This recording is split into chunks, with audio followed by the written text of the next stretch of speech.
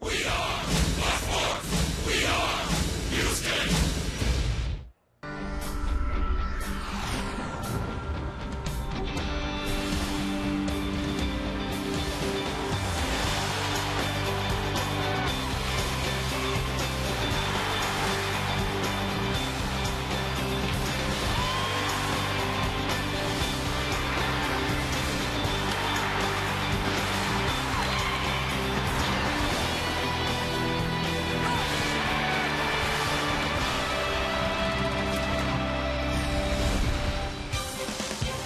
Live from Minute Maid Park in Houston, it's Sunday Baseball presented by Hyundai. As the first-place Cincinnati Reds are in town to take on the Houston Astros, it's Game 3 of the series. Good afternoon, everybody. Bill Brown and Jim DeShays. The Reds are going for a sweep. The Astros trying to put a halt to this long losing streak, and they'll send Jordan Lyles to the mound. In what has been an up-and-down year for Jordan Lyles in more ways than one in terms of performance, some good ones, some bad ones in 4 Major League starts. But up and down, how about 9 days of Major League service time and 4 Major League starts? He makes his 5th one here this afternoon. First-round pick, number 38 overall in the 08 draft was Jordan Lyles. 20th career start comes today. So far, a bit of a bumpy ride, just 2-9, but he has shown some very good things, including a very good start his first time out this year against his Cincinnati club that he faces this afternoon.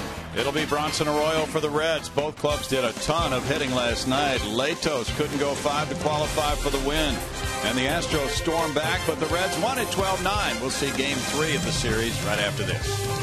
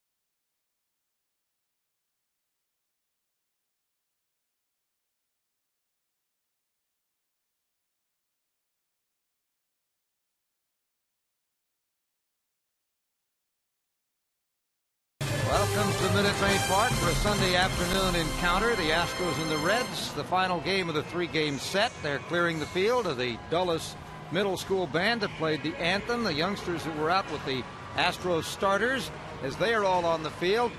Jordan Lyles is warming up. Bill Brown and Jim DeShays are already warmed up, and they are in the booth. Thank you, Greg. And it's a little different this time for Jordan Lyles, who's been up and down, making one start and then heading back down. Now he's here for a while. Here's the Hyundai starting lineup for Dusty Baker. Zach Cozart is the shortstop. Drew Stubbs in center field. Joey Votto at first base. Brandon Phillips at second base. Jay Bruce in right field. Chris Heisey in left. Miguel Cairo at third base. Ryan Hannigan's the catcher for Bronson Arroyo. And Jordan Lyles made his 2012 debut back on April 29th against the Cincinnati Reds. He pitched well in that ball game. Here's the line from his start on Monday in that doubleheader at Colorado. 5 innings, 6 hits, 6 runs, 4 of which were earned. Walked a couple, struck out 3, and it's just the beginning for that Rocky club who pounded the Astros in that 4-game set. And defensively, it's this way: Schaefer between a pair of Martinez, Johnson, Gonzalez, Altuve, Wallace on the infield. The Astros with Jason Castro behind the plate, fielding has to be one of the youngest teams they've ever run out there. Chris Johnson at 27 years of age, by far the senior man in that lineup this afternoon. This is kind of fun. And against the Reds back in April, Jordan worked 6 innings, allowed 3 runs, walked 3, punched out 5 through 95 pitches. Got a no decision, in which a game in which the Astros lost 6-5. But I thought his command was very good in that game. So now with an opportunity to settle in and stay in Houston, stay with the big club for a while, that should serve him well. Yeah, to corroborate what you mentioned about the age, as you see Dan Isagna, James Hoy, Jim Joyce, and Jim Reynolds on this umpiring crew. From the Elias Sports Bureau, the Astros currently have the youngest major league roster with an average age of 27.5. 9 players on the roster are 26 or younger. 8 are 25 or younger. And just 5 for Brad Mills are 30 or older with an average age of 27.5. And now it's Lyles, and he certainly ranks up there as far as the young players who are around for this game at age 20. Working to Cozart. Cozart takes strike 1. At .235, Zach has 5 homers. He's driven in 12. And in this series, he's had 2 hits and 9 at-bats. He rips that one foul, third base side. Out down there. Well, Lyles is going to feature a fastball at about 91 miles an hour. He'll cut it. He has a good curveball and a straight change.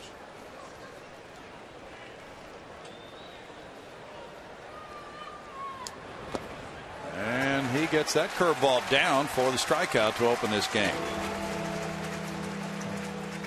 Jordan wouldn't say it. He doesn't like to make excuses, but when you look at his 4 starts so far, there's been no easy touches for him.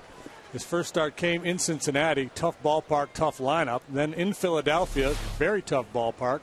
Then here against the Rangers, who were red hot at the time, and the best lineup in baseball. And then his last one, of course, out in Coors Field, and nobody wants to pitch there. Foul back, Drew Stubbs with the fastball, fouling it away for an 0-1 count. 237 for Stubbs, 7 homers, 18 runs batted in. Big ball game last night for Drew with 3 hits, a homer, 4 runs batted in. And the Reds scored 12 runs on 14 hits with 4 long balls last night. Stubbs looks at ball 1, and for the Reds, it's a 3.5 game lead over St. Louis now. The Astros trying to shed an 8-game losing streak today.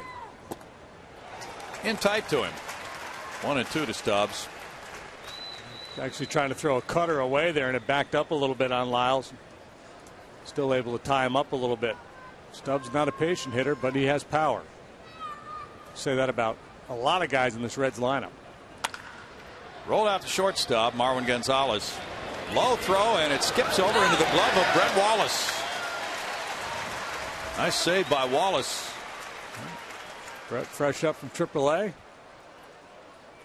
Featuring that new moss under the hat.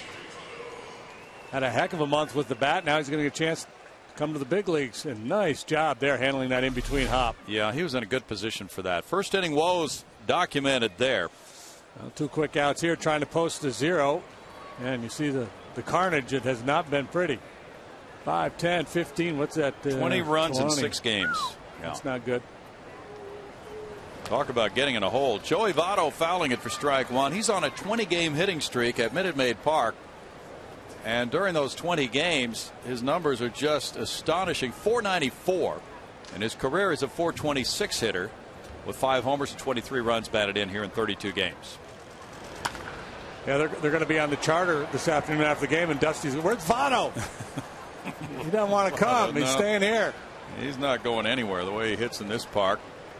Votto with a rare pull home run last night. He doesn't hit many just down the right field line. 345, 9 homers, 32 runs batted in. Eye-popping OPS of 1,097.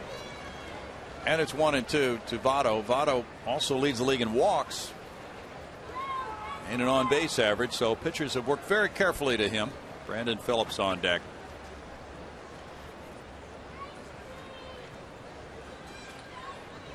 They play him to pull a little bit on the infield. That pitch is up, and it's 2-2 to Votto.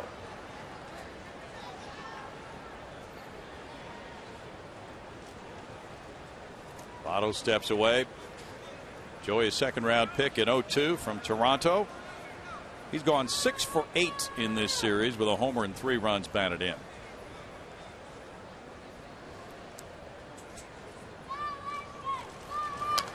He fouls that one away. See a little frustration in the body language there from Lyles, to kind of hopping, trying to go in on Votto, and left the ball up and away. The Reds won 11 of their last 14. They've lost only 2 series in the last 6 weeks. That one's in tight, and he's worked the count to 3-2. Yeah, Votto, to me, he's one of those guys, because he is so patient, that when you get the jump on him, go ahead and attack. If you nibble, you're just going to work yourself back into a 3-2 situation. They go away, and it's ball 4. Oh, no! Just like the other night with Happ. Yeah. Borderline pitch. Happ, it was an 0-2 fastball the other night that Jay Happ threw. That looked like a real good pitch. It was called a ball, and then Votto ended up singling to left. This time, this is a great 3-2 pitch. Doesn't give him anything good to swing at, but certainly close enough where it could have been called a strike. I mean, you're not gonna scream and yell at an umpire over that one. It's borderline, but don't be afraid to ring him up. Well, from 0-2 to a walk. So that's like Bobby Abreu when the Astros were in L.A. He's that type of a hitter, too. Brandon Phillips, 276, 5 homers, has 29 runs batted in. He's had a good series. 3 for 9, 4 runs batted in. Yeah, Phillips benefits from hitting behind Votto, because a lot of times what happens if you're pitching and you get the jump on a guy like Votto and end up walking him, you get a little frustrated with yourself, and then maybe you become a little too aggressive with the next guy, because Phillips will go out of the zone. He'll chase bad balls. Strike 1 to Phillips. First pitch curveball in there. Phillips started hitting cleanup for Dusty Baker on April 18th, and the numbers have been good for him since then. The Reds really not clicking on all cylinders. They're 9th in runs scored. Runner going. Here's Castro's throw and the tag, and they get him as Altuve slaps the tag on Votto to end the top of the first. With no runs, no hits, nobody left, there's a 0 in the first for the first time in a week for the Astros pitching staff.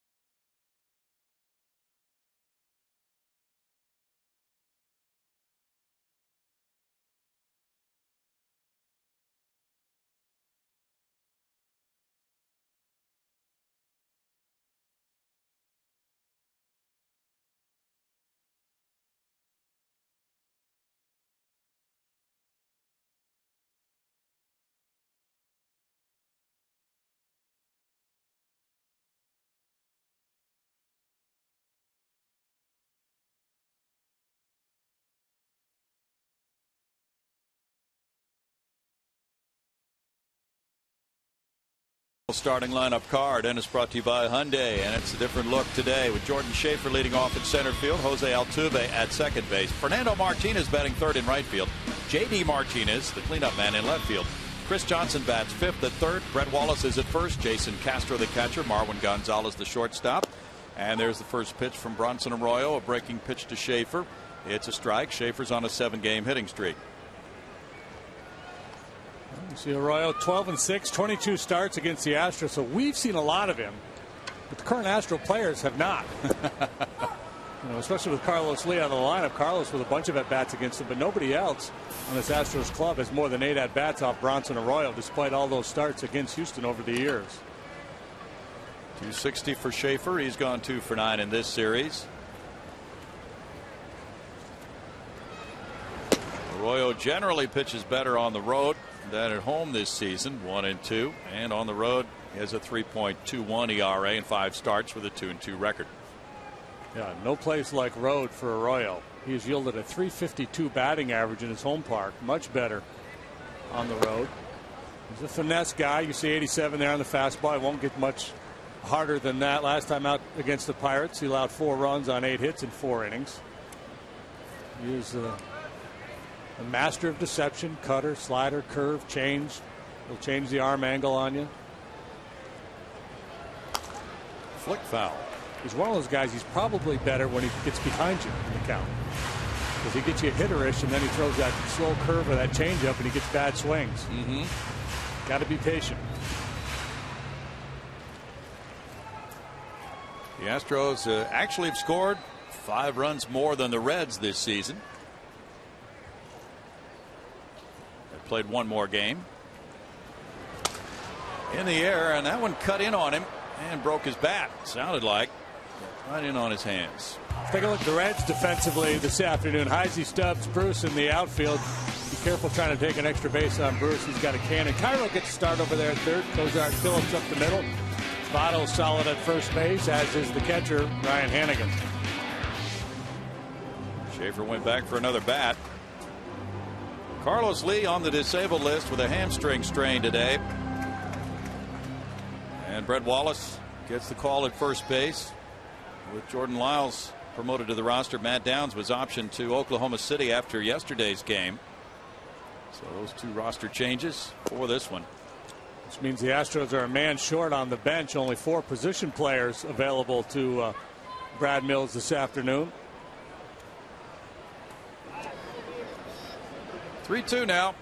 This will be the 8th pitch to Schaefer. And he hits it in the air to left center. Back on the warning track. It's caught by Heisey. 1 out for Arroyo. Good battle though for Schaefer. Let's take a look at Joey Votto caught stealing there in the top half of the first inning. And I'm not a base stealer. I'd need a key to the equipment room to steal a base. But looks to me, watch how his weight is back here as he starts to slide. Then he kind of bounces towards second base. That slide may have cost him. I don't think the judges would give him very high marks for form on that one. Maybe 6.8. I think the Russian judge might come in at 2.9 on that one. Canadian judge inexplicably gave him a 10. Altuve takes ball 1. A sizzling second baseman with a 4-game hitting streak. He now has 67 hits, tied for second in the league, or he is second in the league. Batting average of .322 as he makes a strong all-star bid. Looks at that off-speed pitch. 1 ball, 1 strike. Interesting deployment by the Reds infield. Votto in, as you know, typically you see the corners in for Altuve, but Votto in, but way off the line. He sure is. Way off the line.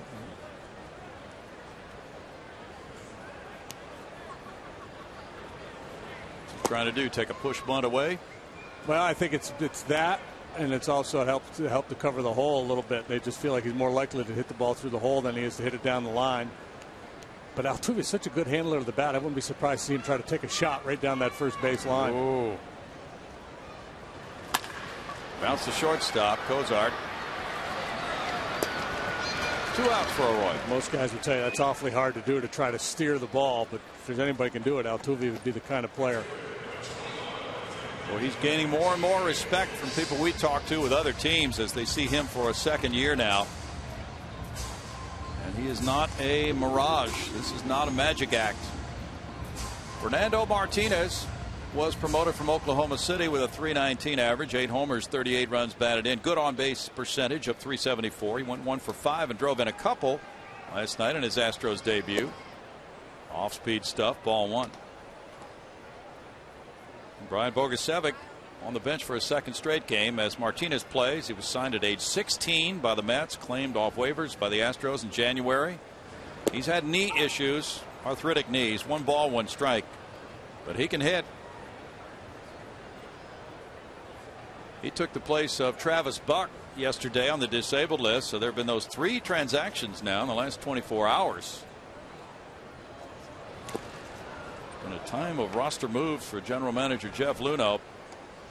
And we mentioned earlier that Brad Mills with just 4 position players on his bench. The way the club was battered in Colorado and the bullpen used, you can understand why they'd want to keep an extra reliever and be willing to play short on the bench. Don't know how long they'll stick with that. Yeah, it's hard to say. Hannigan comes over for equipment repair or replacement. Get that pad that he hands over. He just came to the realization that I don't need an extra pad to catch a Royal. I don't know if he needs a mitt to catch a Royal. But Arroyo is a master, though, of changing speeds. He masters slow. Oh, he's one of my favorite guys because of that. Yeah. Fun to watch these guys who don't have the plus stuff but manage to win. It's 2-2. General manager Jeff Luhnow will join us in the next inning. We'll get the update on him with a big draft coming up tomorrow night. He won't tell us anything, but it'll be fun to visit with him. 3-2. Well, wisely, the Astros are not discussing specific players, so we won't even attempt to go there, but we'll talk about the latest developments. Brad Mills just happy to have a 5-man rotation now. An off day tomorrow, and then action resumes Tuesday night with the St. Louis Cardinals here. But Jordan Lyles will be in this rotation now instead of going with 4 starters. That's a strikeout for Arroyo. He buzzes through the Astros 1-2-3 in the first inning, and it's scoreless.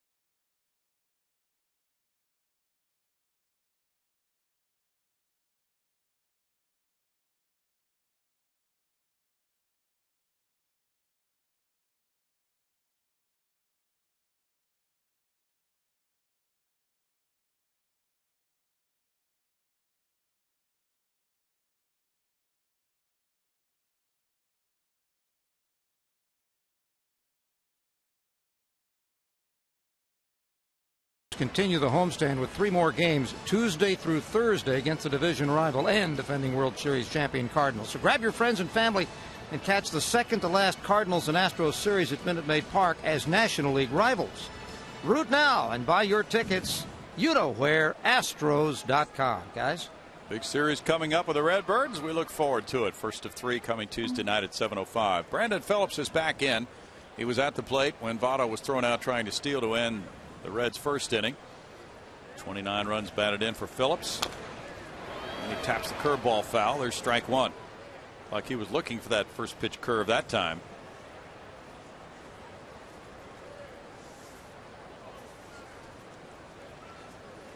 When Lyles made his first start of the year in Cincinnati, JD talked about that against Matt Latos, April 29th. Had that good outing, 6 innings, 3 runs, left with a 5-3 lead, but the Reds won it late, 6-5. It's 1-1, so certainly was in a position to win that one. And then the game at Philadelphia against Cliff Lee gave up 1 earned run in 6 innings. Got another no decision as the Astros lost that one in the 10th. Had one real bad inning in his outing against the Rangers. He allowed 5 runs in the first inning and ultimately allowed 6 through 5. So much like the work we saw from Jordan last year, it's been a mixed bag. Some struggles, but some very good stuff as well. I like the fact that his fastball seems to be up a click or 2. In the air, and the infielders converge. Chris Johnson over. That fastball had a little hop, it looked like, as Phillips popped it up, JD. Well, we saw one in the Votto at bat at 93 miles an hour, and I don't think we saw Jordan there at all last year. Jay Bruce, who turned 25 just 2 days before opening day this season, comes back home and has a big series. And Bruce had another fine ball game in the opener of this series Friday night. Came off the bench yesterday, but he homered and had an RBI single in game 1 of this series. And the Beaumont native, first round pick, takes that one for ball 1. Jay is 5th in the league in extra base hits. Off the end of the bat, caught by Marwin Gonzalez. 2 outs.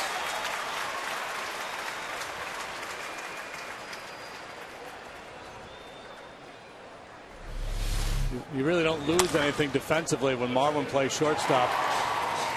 Obviously, Lowry a better hitter, and Marwin can really play short. Now Chris Heisey comes up. 2 outs for Lyles. Lyles got his first major league win against the Reds here last August 3rd. Gets a strike call there on Heisey. He's 1-0 with a 4.15 ERA against Cincinnati lifetime. 282 for Heisey with a homer. He's driven in a dozen. 1 for 4 with an RBI in this series. Bounces this one to Marwin Gonzalez.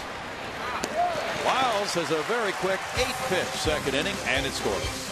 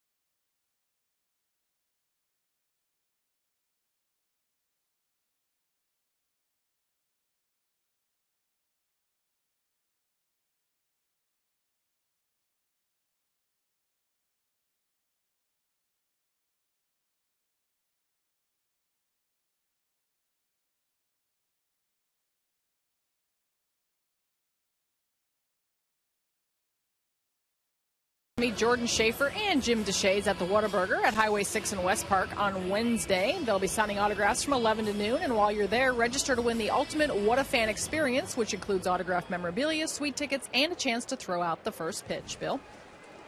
Sounds like fun for JD and Jordan and a lot of other folks. Bronson Arroyo gets a fly ball. JD Martinez puts it out behind second base. Brandon Phillips gathering underneath it. 1 pitch, 1 out for Arroyo. JD took a 4-game hitting streak into this one. And now Chris Johnson follows. CJ has hit well against Reds pitching this year to the tune of 353. He is 3 for 8 against the veteran Arroyo.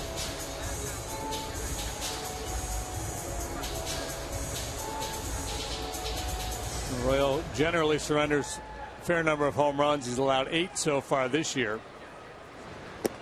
He didn't walk anybody. He's only walked 9 in his 63+ innings of work now.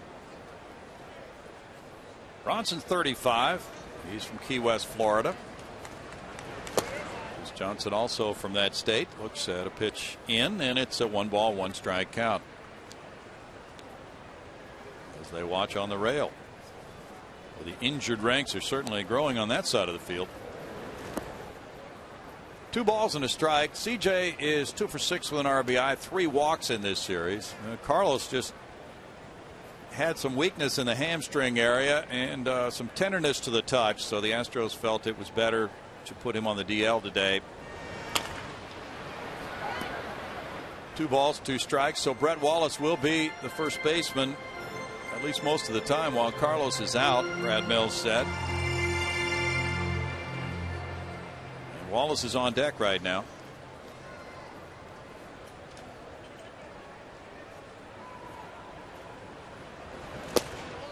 Arroyo misses his spot, or maybe he hit the spot he wanted to, but it was not something CJ went for. 3-2. So that pitch with Votto, it could have been called a strike. It was a ball, and now this one very close. He won't get a fastball here. Yes, he did. Fooled me. And CJ, thinking along the same lines, was tardy on it, because you can't sit fastball against Arroyo regardless of the count. He only throws his fastball about, well, it's less than 30% of the time.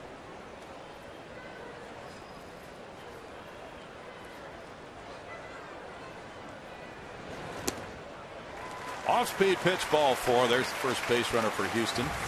Well, what a stranglehold Arroyo's had on the Astros with that 8-0 record, a 1.70 ERA in his last 9 starts. He's 7-4 here at Minute Maid Park, but his ERA here is 5.08. Now Brett Wallace in his return to the lineup for the Astros. Just being promoted today. He arrived about 9:30, 265 from Oklahoma City, 10 homers, 37 runs batted in.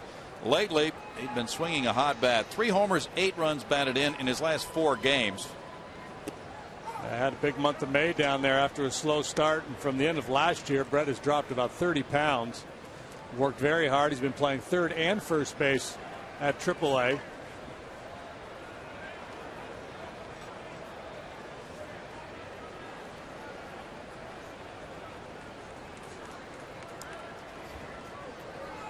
Not walking as much this year as he has in the past, but maybe his thinking is, I'll trade some of that to generate some more power. And I think that's probably a pretty good plan. Yeah, that one cuts in on him. 1-1. When Arroyo releases that pitch down around sidearm, it really bores in on a left-handed hitter, JD. Yeah, he creates some different angles for you.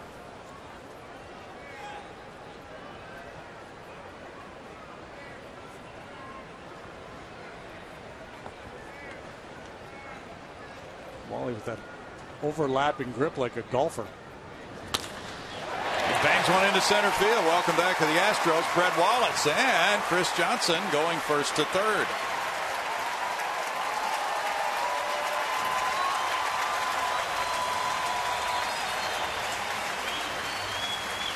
Let's take a look at Brett Wallace in 2011 to 2012 to see the slimmed down version of Wally on the right. And there's the swing. He's been working really hard to try to create some flexibility in his hips too. That was one of the big talking points with Wallace, to engage the lower body a little bit more, use his legs, get those hips cleared, and that would allow him to handle that inside fastball. We'll keep an eye on that in his at-bats here going forward. See if he's able to get to that heater in. That was a real problem for him last year. Jason Castro has 13 runs batted in. But, you have to love his boy. He's still strong and his great bat speed. Castro's 1 for 3 in this series. Gets it in the air to center. That'll get the runner home as Drew Stubbs goes back in front of the 404 sign to make it a sac fly. Chris Johnson scoring 1-0 Houston. 14th run batted in for Castro.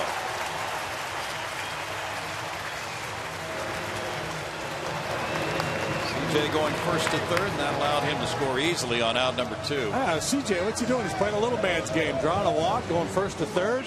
Yep. And it pays off. Good hustle. Very good hustle. Now Marwin Gonzalez is the batter. Castro lifted that ball. Gonzalez had 234 with 1 homer, as 2 runs batted in. Marwin came in Friday night to play a little third base in the 9th inning. Taking ball 1 there. This is his 13th start of the season. His 10th at shortstop. Brad Mills explained that even though Jed Lowry's been hitting very well, had a big game last night, a homer, a double, he needs a rest. He said, you know, he's had an injury background, and with the travel we've had with a doubleheader in Colorado and getting in here late for the Friday game, day off tomorrow, he said, Jed and I had talked about this a few days ago in Colorado, so by plan we're going to stick with this day off for him.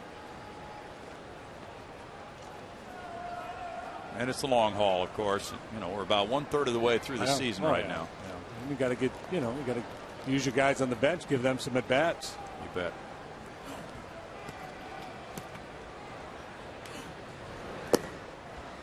Two balls and a strike. I think managers are especially cognizant of the fact that they need to rest 2 types of players: old players and players that play very demanding positions. Catcher, shortstop, middle infielder, center fielders, guys that run a lot.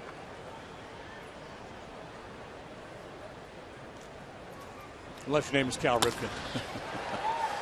Cozart gets the force on Wallace, and the Astros come away with a run on 1 hit. They leave a man, and after 2, it's Houston 1, Cincinnati 0.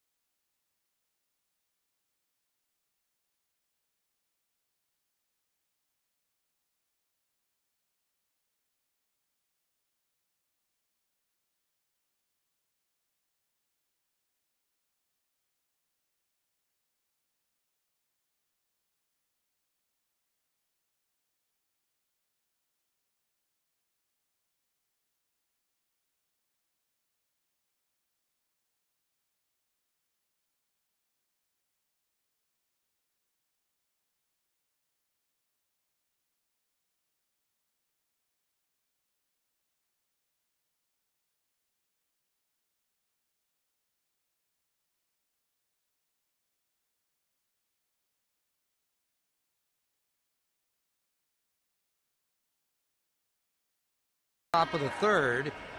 Just a reminder, as you enjoy a cold one, to look forward to Miller Time later in tonight's game, or today's game. It'll be brought to you by Miller Lite. Sunday afternoon crowd looking on as the Astros take a 1-0 lead to the 3rd inning with Jordan Lyles on the mound. And Jordan survived a 2-out walk to Joey Votto on a very close pitch. Then Votto was caught stealing to end the 1st inning. He had a 1-2-3 second.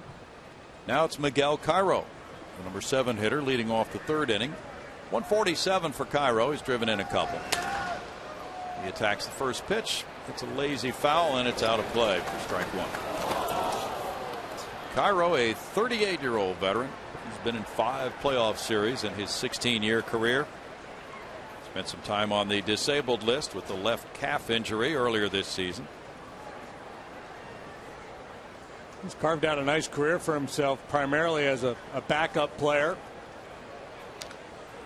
He really has. Good defender. Guy can play a few different positions for you. He was reinstated from the DL May 7th. He's made 4 starts. Todd Frazier getting a rest today at third. And Scott Rowland is their usual starting third baseman, but he's been out for a while with more shoulder problems. Curveball popped up. Brad Wallace going out for Lyles. Has to be a relief for Brad Mills to get a starting pitcher going early in a game. It's been rough sledding early in games for the Astros recently. They have not played with many early leads. And Lyles was 7 up, 7 down here with that caught stealing of Votto. Has thrown just 27 pitches, so he's positioned himself well here to go deep in this game. Ryan Hannigan checks in at 295. Strike one to Hannigan. Not only a good receiver, but last year Hannigan hit 267 and 266 at bats. The year before he hit 300. 275 career hitter coming into this season, so he provides the bonus of more offense than some catchers will give. And he and Devin Mesoraco are sharing that catching position for the Reds. Yeah, it seems to be it's going to be a matter of time before Mesoraco becomes the primary guy. Hannigan doesn't have much pop in his bat. Mesoraco, a guy they profile as a guy who's going to be able to hit some home runs for them.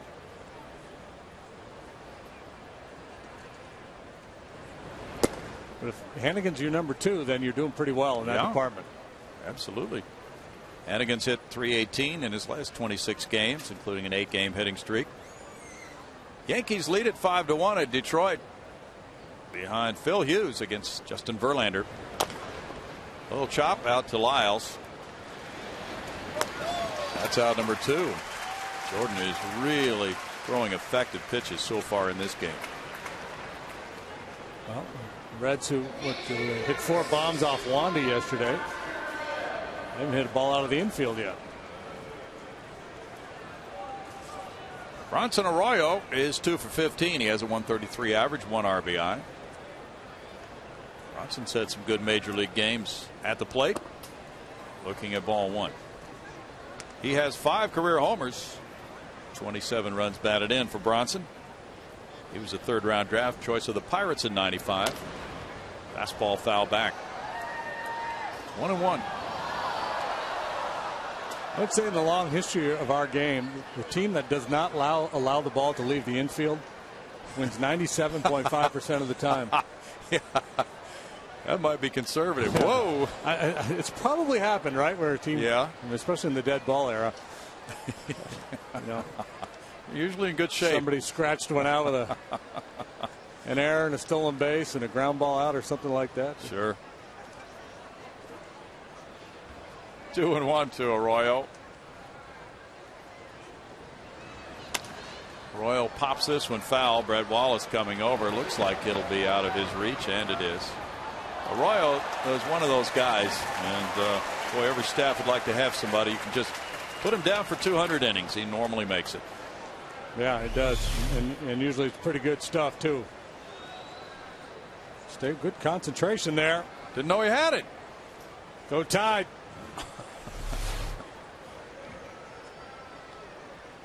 Two and two.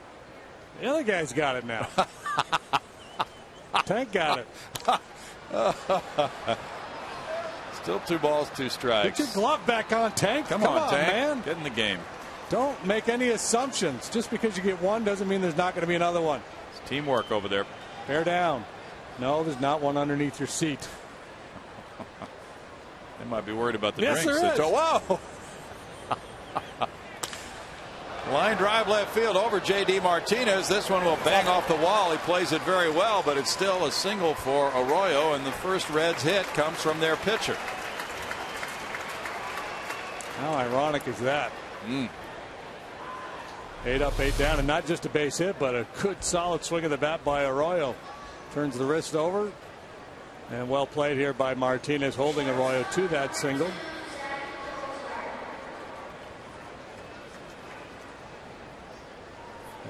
somebody else hitting, he may have been deep enough to get back and make a play on that ball, but with Arroyo up there, he was shallow.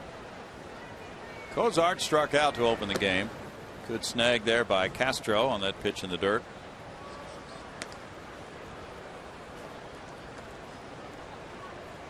Well, but somebody other than a pitcher who's really aggressive and looking for that pitch in the dirt to take off for second. Sometimes the catcher can throw behind him. That's out to J.D. Martinez, but over his head and shooting for the left field wall, and that one will be a 2-run homer for Cozart. 2-1 Reds as Cozart hits number 6, giving him 14 runs batted in. And the value of a pitcher that can handle the bat a little bit clearly evident here. Arroyo keeps the inning alive. It looked like Jordan Lyles was seconds away from being in the dugout with 2 quick outs and the pitcher up, and it's line drive single and a home run by Cozart. And even in the first couple innings when Jordan was getting those outs, you could tell he was a little frustrated with his fastball command. He missed some spots, got away with it. This time he did not. It's the 6th home run that Jordan has allowed in just 24 2/3 innings. Yeah. Have to tighten that up. Stubbs takes a look at it. It's strike 1 to him. The Astros now have surrendered 15 homers in their last 9 games, including this one. It's 2-0. They now have given up more long balls than any other staff in the National League, 64. It's just come in a big flurry here the last week. That was a rough series for them in Colorado.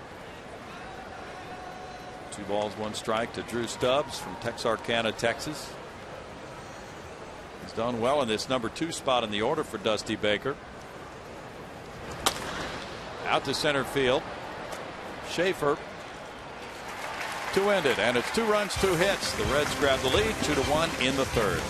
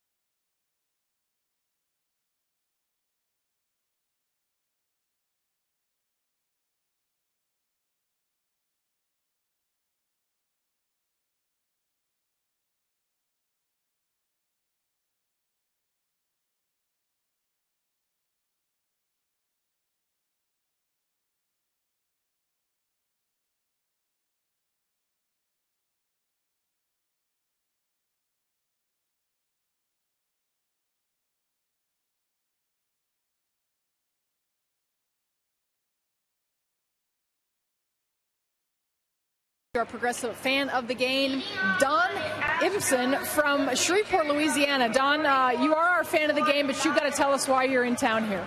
I'm in town for open heart surgery on Tuesday, but I wanted to come see my Astros play first. Open heart surgery on Tuesday, quintuple bypass. You are here for your game, actually your first game here at Minute Maid Park. As long as you've been an Astro fan, this is your first time in the park? First time at Minute Maid, it is. It's a beautiful place. I hope to see many more games here. Yeah, well, I'm sure you will. I know you were able to catch a game in the Dome or two, but you've been an Astro fan for so long. What are your favorite Astro memories? The first big memory was when Don Wilson pitched that no-hitter against these Reds the night after their pitcher did it to us. That was a big time for me. And your son, Matthew, he tweeted me actually on Twitter and nominated you for fan of the game. He's also a fan. He's at home watching. You want to give him a little shout-out? Thanks, Matt.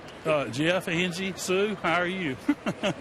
All right, and interesting enough, Don told me he's a little bit nervous. His heart's fluttering a little more than it should be right now because of this interview, but you're not going to go into it. You're okay. No. I'm fine with this interview.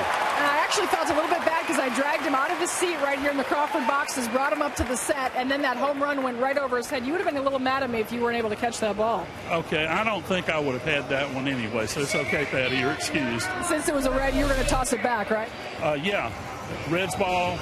I'd have given it to the little girl next to me and let her do that. There you go. All right, well, Don, you are a progressive fan of the game. This is for you. We wish you luck with your surgery on Tuesday, and we hope to see you out here after that's done. Okay, thanks. You betcha. I appreciate it. All right, thank you so much, guys. Well, it's a good story. We wish him all the best. Let's plan on getting him out here. You get him some tickets and bring him out to a game when he's recovered. But Jordan Schaefer, after the infield hit by Lyles, with Cozart falling down, takes a strike. Schaefer opened the game by battling to a 3-2 count and then hitting a fly ball to left. Cozart checking his spikes now. His footing seemed to give way on him on the Lyles infield hit. Second hit for the Astros. Probably should have backhanded that ball. Right. I think that would have been the play. Yep. Looked like he got a little tangled up trying to get that glove turned around in front of it. And that threw his footwork off a little bit. Is it, when we had Matsui here, he tried to get in front of everything. He just didn't feel comfortable backhanding a ball. Votto backhands this one, throwing to Cozart. Now the return throw not nearly in time for a double play, but they get Lyles on the 3-6-4s for out number 1. And Altuve will follow. It's all right. Lyles can go to the dugout and rest, and Jordan can steal second base.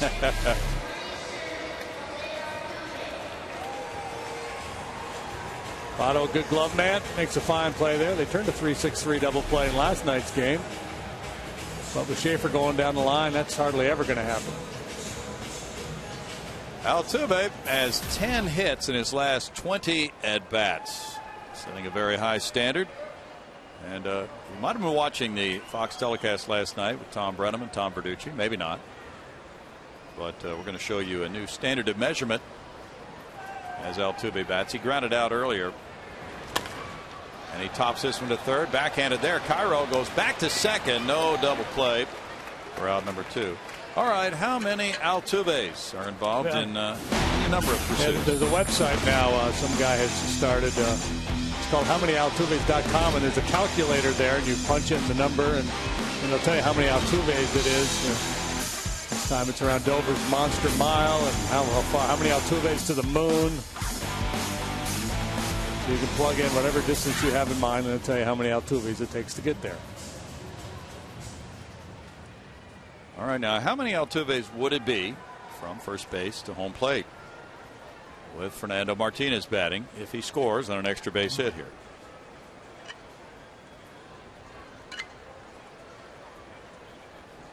Be about 270 feet or so. Divided by 5.42. Okay. There's your answer. Maybe that's next year. Elementary school math teachers are going to be using Altuves. Well, why not? Yeah. Math should be fun. Yeah. Get a cutout of Jose. Put him in the room. I think that have a little chart. Kids could progress up the Altuve ladder. Yes. Great teaching technique. 1 ball and 1 strike. There's that sidearm breaking ball again, down and into a left-handed batter. And some pitchers really don't like that pitch because it's moving into the hitter, but he moves it way into him, JD. Yeah, that's the key. If he backdoors it and floats over the middle of the plate, he's probably asking for trouble. The answer to that question, by the way, if you're on first and you run from first to home, 50 Altuves.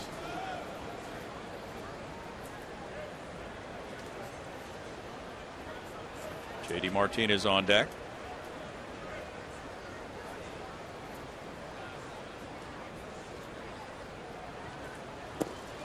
And a swing and a miss there by Fernando Martinez. Takes the count to 1-2. Well, the Astros calling upon a couple of hot bats here with Fernando Martinez and Brett Wallace coming up from Oklahoma City.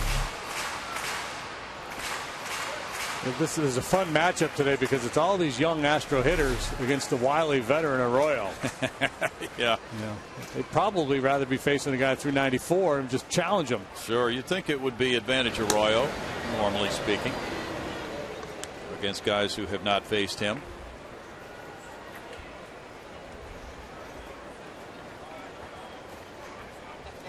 Arroyo's won 114, lost 108 in his career. Altuve's 9 for 10 in steals. Drawing plenty of attention here. Hannigan throws well. He's thrown out 6 of 20. The Astros this season have stolen 2 bases in 5 attempts against Cincinnati.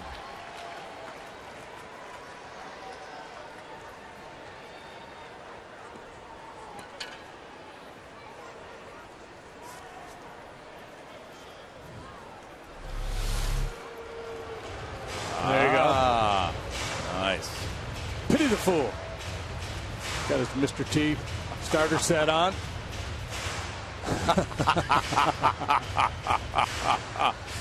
It's beautiful. Altuve mania is taking off here in Houston, Texas. Well, and it's spreading far and wide beyond Houston, too. This guy is really catching on. Very popular player. And just, forgetting the fact that he's so likable, JD, has a wonderful personality. Forgetting all that, just looking at the baseball accomplishments of Altuve, he is gaining so much respect. Yeah, originally kind of a curiosity because he's so short. But he's a player. He's going. Hannigan's throw gets there early, and they nail him. To end the 3rd inning for the Astros, no runs, a hit, nobody left after 3, 2-1 Reds.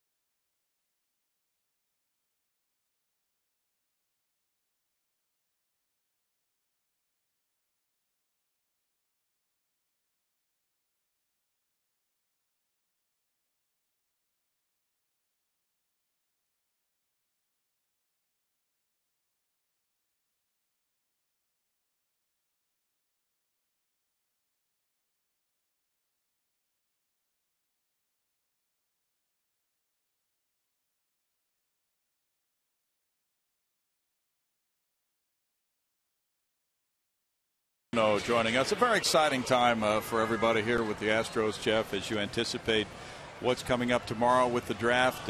Everybody in town, the scouts, Bobby Heck, all your analytical guys, Sig, and there's a lot to think about. There is. We've been working hard all year, and it's culminated in the last 4 days, locking ourselves in a room, really putting a lot of hours in, and excited about tomorrow night. We're not sure exactly what we're going to do yet, but we know we're going to be drafting a couple of players tomorrow night and a whole bunch on Tuesday and Wednesday, hopefully getting the next round of major leaguers for the Astros. See if you can get an out on Joey Votto here. That's been a problem. I'm sorry, I was just going to say, so who's the guy? So you're not going to tell us, huh? I think Commissioner Seelig will be the one announcing it tomorrow night, and we'll all get a chance to discover it together. But so published report said you've narrowed it down to 5. Is it still 5 guys in play? Yeah, the list was originally about 7. We've got pluses and minuses on all of those players, and we're continuing to discuss it. And at this point, there is no final determination. But we have a little bit of time. We got all day tomorrow, and we will. We're prepared. We're very prepared. We'll make the good decision, and hopefully we'll draft a player that will go on to become a future All-Star or future Cy Young Award winner. 2-1 to Votto here, and he swings a 1 inside. As you go through this process with a different set of rules in effect, how different is it for you now? Well, all 30 clubs are trying to figure out how to work under the new environment, as are the players and the agents. We have a pool of money to spend in the first 10 rounds. We have the second largest pool of all the clubs in baseball, and we want to deploy those resources in a way that gives us the most major league value. And so we're going through a bunch of scenarios right now trying to figure that out, and I'm pretty sure we'll do a good job of it. We read so many things now, and there's so much more interest in the draft now than there was 10 years ago. It's televised now. It's just, and especially here with the first overall pick, it's an exciting time, isn't it? It is. Our fans are very engaged, and I think multimedia, TV, internet, they've done a great job of getting to know the players that are eligible for the draft. They're no longer just names that you've never heard of. They're real people, real future stars. Votto with a single to left field. And he is just amazing. He now has a 21-game hitting streak here at Minute Maid Park. You almost feel like you've achieved something if you hold him to a single, Jeff. I hear you. Draft him. You might not want to leave town. Well, I'll tell you what. I looked up on Friday night at Cincinnati's lineup, and every single one of their players, including the pitcher, was either drafted in the first round or the second round. Wow. So just goes to show you good organizations can be built through the draft, and those high draft picks are very important. Good point. Brandon Phillips coming up. Now we're reading that the Astros have some interest in a Cuban outfielder who is now apparently on the board because he's established residency in the Dominican Republic, from what we're reading. And that's the other part of what I wanted to ask you, is that this international signing date of July 2nd, I believe it is coming up, and the rules are going to change after that for signing these players. So is that in the mix for you right now? Well, the outfielder that's in question, I think all 30 clubs have seen him, and all 30 clubs have an interest in him. He will be the last major free agent to be signed before the new system, and so there's an opportunity to maybe take advantage of that. Altuve steps on second, throws low, and gets it by Wallace. So out number one, as Votto is forced, but Phillips reaches. Maybe had a little too much time. Maybe. Sometimes the middle infielder, when he has extra time on the turn here, will just kind of goose the throw over, and we'll get a look at it, see what happened with Altuve. A little jam shot takes him right to the bag. And he tries to set his feet and then throws a little bit of sinker over there to Wallace, but he had plenty of time. Looked like he just took a little off the throw. Yeah, set his feet and everything.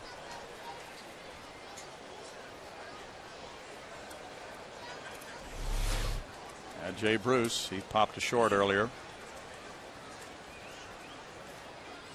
It's interesting too when you talk about international players, because obviously you've got this budget for the whole year, and that's going to possibly prevent you from signing someone that you might draft, but then measuring how he might stack up against somebody you might draft in the lower rounds, that's a part of the whole deal, isn't it?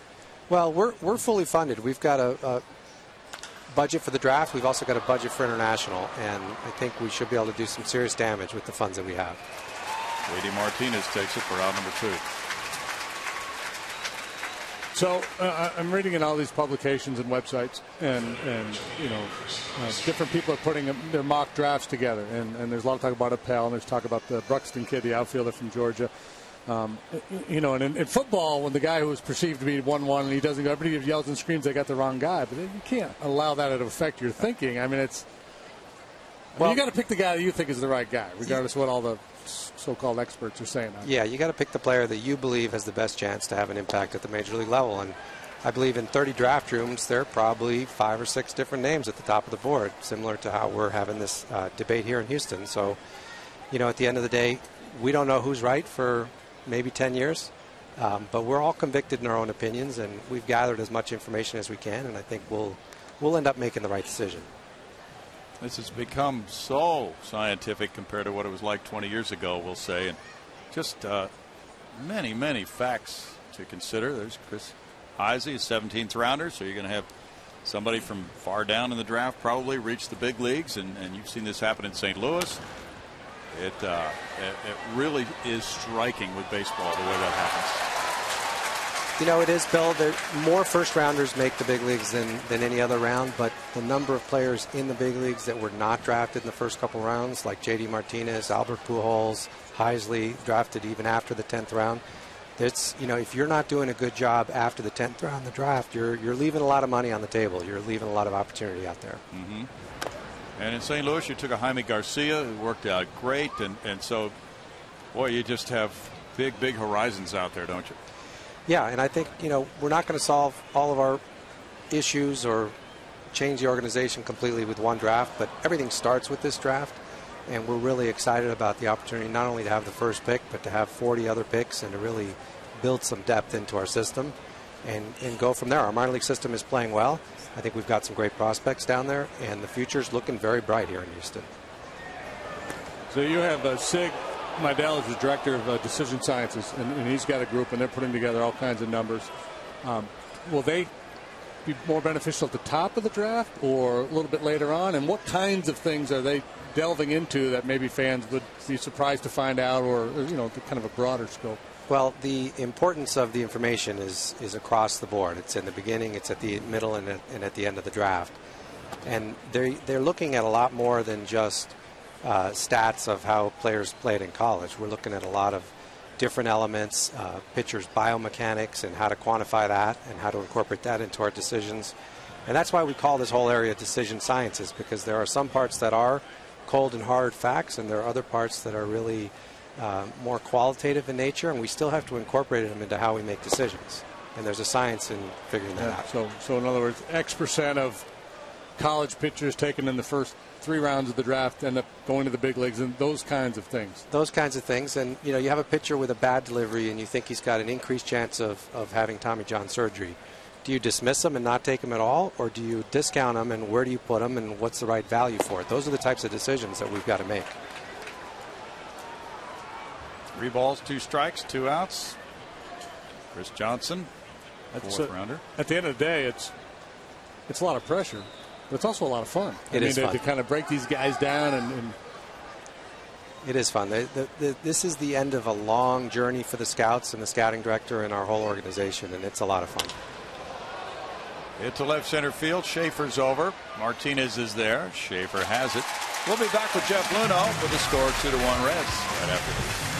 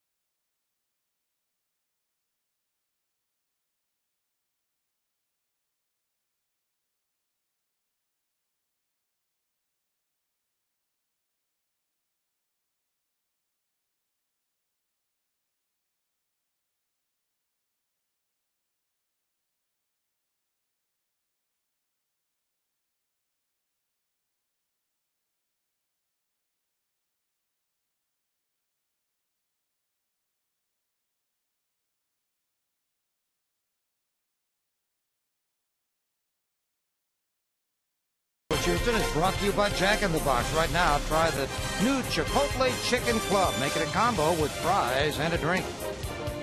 The all-new Mazda CX-5 with 35 highway miles per gallon. And by Mattress Firm. Save money, sleep happy. Back to the booth with Bill Brown, Jim Deshaies, and special guest General Manager Jeff Luhnow. Guys. Thank you, Greg. 2-1. And the Reds lead it. As you see the Sunday crowd here at Minute Maid Park, hoping that Fernando Martinez can get something started here in the home 4th. And And he takes strike one. Talking with Jeff Luno about the upcoming draft tomorrow night, and it'll actually run 3 days. What, 41 choices for the Astros? We have an extra pick in the compensation round, and there's a 40 rounds worth of draft. It'll end Wednesday afternoon. With the earlier signing deadline this year, with the new rules in effect being mid-July instead of mid-August, that should allow for more players to get out and play some this season anyway after signing. As Votto tosses to Arroyo. Oh, almost took too much time. He almost looks safe to me. That's why you got to hustle every time you hit a ground ball. Yes. Bang bang play here at first base. Votto playing deep, and it pays off for him. But then the flip to first came a little late, and that was awfully close. We get another look. Wow.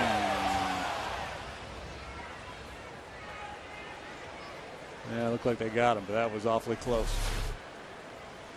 J.D. Martinez. So, you know, and that's the issue. Quite often with a first-round pick or even the second-round guy may sign so late that he can't play at all that season, but pretty good chance that they'll get out there and play a little bit. Some of these guys anyway. Right? Oh, I think so. A lot of them will get out right away, and the laggards, the ones that are tough to sign, will go out a month from now. And I think that's good for the game, because when you're not signing until the middle of August and there's only 2 weeks left of the season, you really don't get a chance to do a whole lot, and you've been resting most of the summer. So there's a good opportunity for kids to really knock the dust off, get into pro ball, get used to it, so that next year when they show up in spring training, they have a little bit of a feel for what to expect. I would think that the projected Astros #1 pick, and we're not going to get into names here, and the guy who's projected to be #2 by a lot of different publications, they're at opposite ends of the spectrum. But let's just say, take those guys out of it. Let's say you've got a polished college pitcher, Mark Appel. Yeah, and then you've got a raw, toolsy high school outfielder, Brian Buxton. Opposite ends of the spectrum there, Jeff. Well, there's a lot to consider, and part of it is age. The younger the player is, the more risk you have, but along with risk, you get upside. And, you know, there's more things that can happen along the way.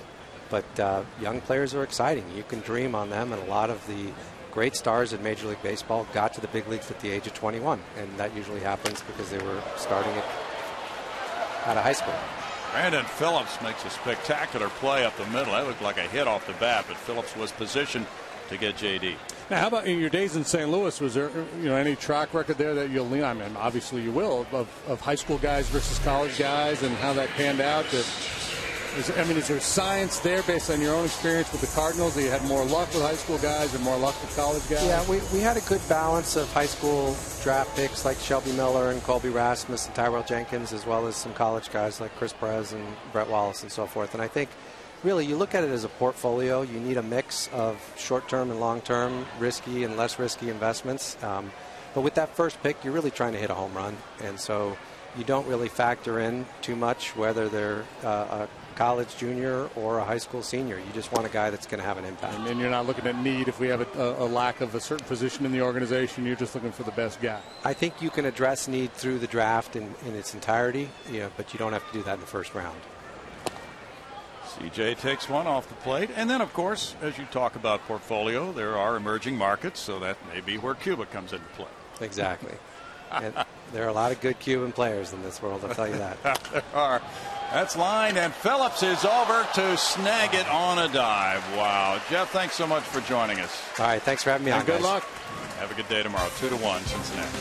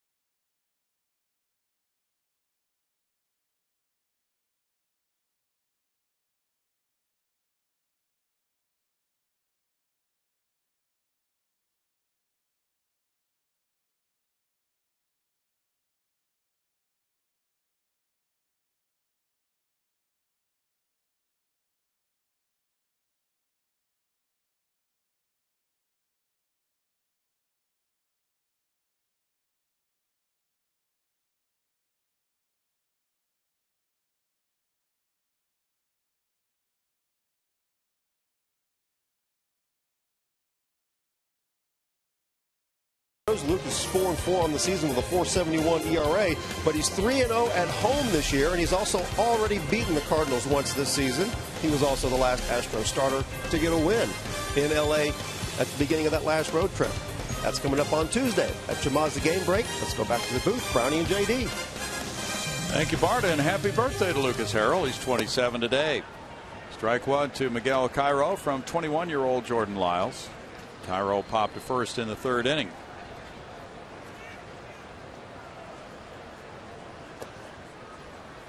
In the dirt, and it's 1 ball, 1 strike. The annual Tommy Bahama Golf Classic. 4 charities coming up tomorrow at noon at the Woodlands Country Club. Several of the Astros personnel will be playing some golf to benefit the Woodlands Shooting Stars Special Olympics and the Astros in Action Foundation. Good pitch there, down and in. 1-2.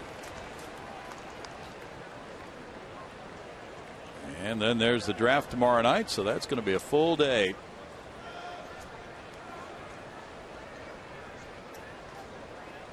Major League Baseball Network will carry the draft live.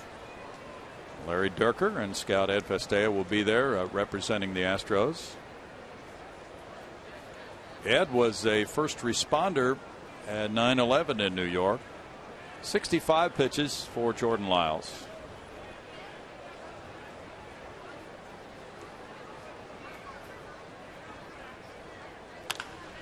Talk about Jordan having a little more zip on his fastball this year than what we saw last year. Looks to me like he's bulked up a little bit. Added some upper body strength. That may be part of the reason why he's throwing a little harder.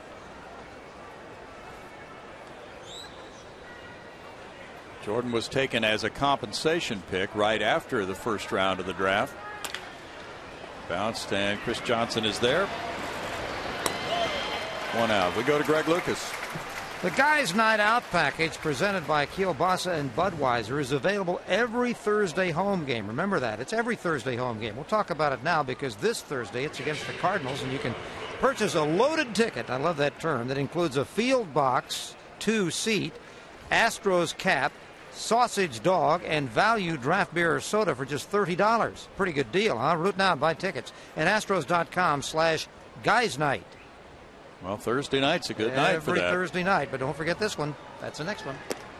Yeah, that's right. That's the finale of the homestand with the Cardinals in town. Ryan Hannigan takes ball 1. Let's see. That'll be Jay Happ and Lance Lynn. Lynn is 8-2 with a 2.63 ERA for the Redbirds. Wednesday night, Bud Norris opposes Adam Wainwright. Lucas Harrell's opponent has not yet been named for the Tuesday night opener of the St. Louis series. 2-0 to Hannigan. So this battery came from the 08 draft. Lyles, the 38th overall player drafted, and Castro, the 10th player drafted. 2 balls and a strike, and 4 years later they team up on a major league battery.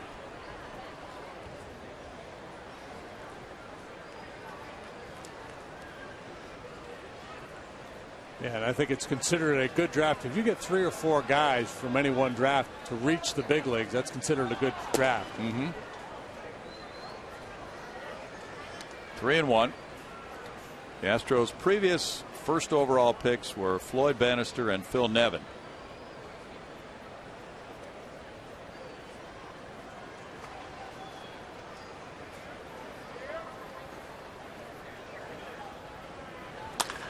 Up the middle into center field. Hannigan has a 1-out single. Our AT&T trivia question comes your way now. And the question is, Dusty Baker was in the on-deck circle when Hank Aaron hit home run number 715. Name the 4 former Astros who were in the Dodgers starting lineup. Well, we got to go with Jimmy Wynn. Let's see, 4 of them, huh? Maybe Davey Lopes. Arroyo fouls it back, strike 1. He singled and scored on the 2-run Cozart homer in the 3rd. Started the 2-out rally with that hit off the left field wall. Here looking to sacrifice. At least he was on that first pitch. And I suspect he will here as well. You got Cozart on deck, a guy with some pop. So the last thing you want to do is hit into a double play. Wants that one foul. That's a good pitch when the guy's trying to bunt. The late movement moving in on him makes it very difficult for a hitter to make that adjustment with the bat to put that ball down fair. You know. Mark Barry just telling him to swing away. Yeah, you can see the first thing he did was take his hand just to go swing. I'm guessing that's what he was telling him. Takes all the mystery out of it. But I don't know. If I were me, at this point, I'd probably just go ahead and let him bunt or have him try to bunt. He swings because of this. Altuve tags the runner, throws to first. That's an easy double play with him swinging away. 4-3 as Altuve starts it, gets it over to the first stacker, and it's 2-1.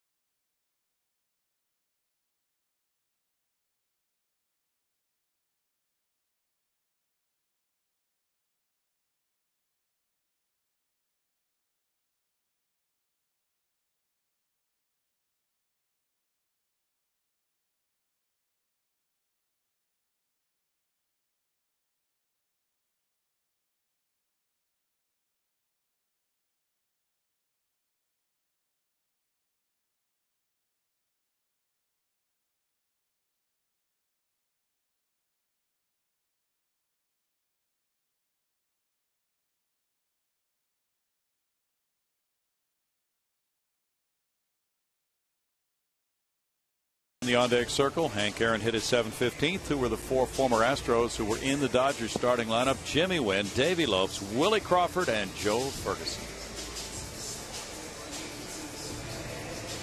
Yeah, they weren't former Dodgers at the time. No.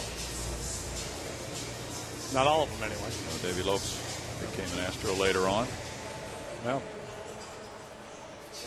Brad Mills' club trailing 2-1. Comes up in the home fifth inning. Wallace, Castro, and Gonzalez due to bat for Houston. The Astros have been out hit 4-2. No errors in the game today. Wallace got one of those two hits. That was a single up the middle in the second inning.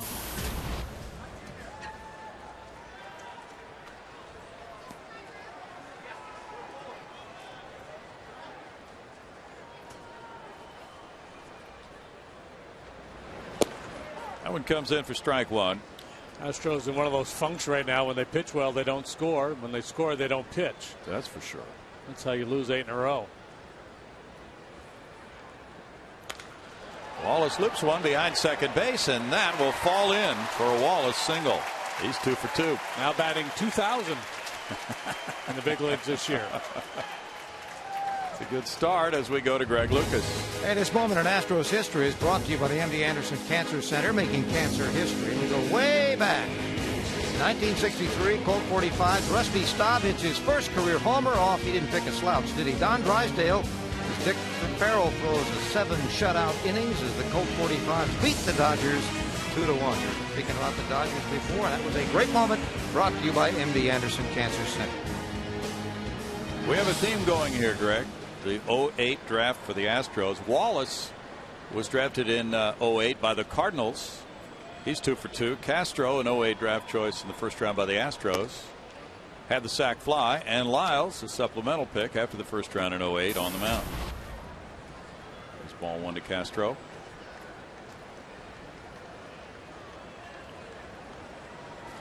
The Phil Nevin story was an interesting one in Astros history. A college player from Cal State Fullerton. Astros passing on Derek Jeter. 1 ball, 1 strike. Jeter was a high school player in Michigan, and according to the stories, the scout who wanted the Astros to draft Jeter resigned after they didn't take him their first pick. That's a scout who's committed to his pick right there, boy. Yeah. Al Newhouser. 1-1 to Castro. Ripped on a line for the right field corner. That will go to the wall. Al Wallace heads for third base. Dave Clark holds him there on a long single by Castro. And it's first and third, nobody out. Well, it stands to reason that the left-handed bats would get it done against Arroyo today. Coming into this game, lefties were hitting .333 against Bronson, as opposed to right-handed hitters just .246. So back-to-back hits by the lefties, Wallace and Castro. This is a hanging breaking ball. A good swing of the bat here. Well played by Bruce to hold Castro to the single. Wallace able to go to third.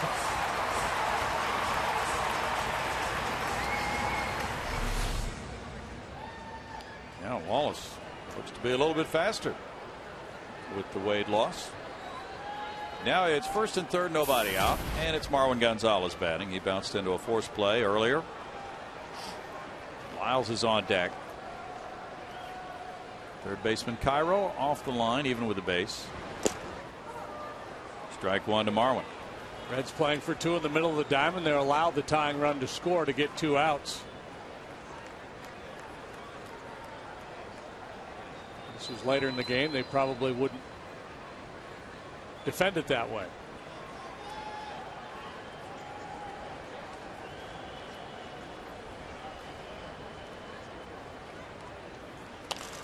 Foul back, and it's 0-2. Chris Welsh, who's next door doing Reds television, said Arroyo is throwing more strikes this year than he did last year.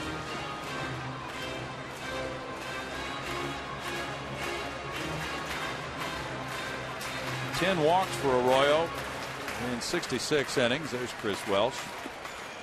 Well, last year he walked 45 in 199 innings, so walks were not a problem for him last year. But he's given up 8 homers. Foul back. Batting average against him, .294. Alex Rodriguez hit his 9th home run for the Yankees at Detroit. Derek Jeter chimed in with number 6. Yankees lead at 5-1 behind Phil Hughes in the bottom of the 8th inning. Prince Fielder hit his 9th for the Tigers. They had Justin Verlander on the mound. It's Atlanta 3, Washington 2. They've played 6 in Washington. Harper and Lombardozzi went deep. Up the middle into center field. It's a tie ball game. RBI single, Marwin Gonzalez. Castro to second. Wallace scoring to tie this game on the 3rd straight hit of the inning. Gonzalez gets his 3rd RBI. After they got ahead of Gonzalez, Hannigan kept asking for high fastballs.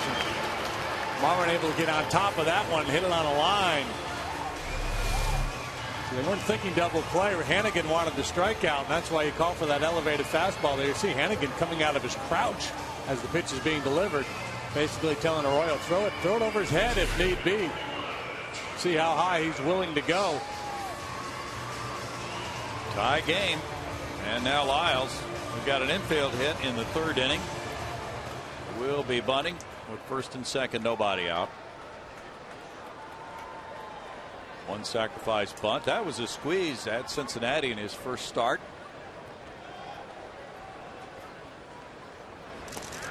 And he bunts it foul for strike one.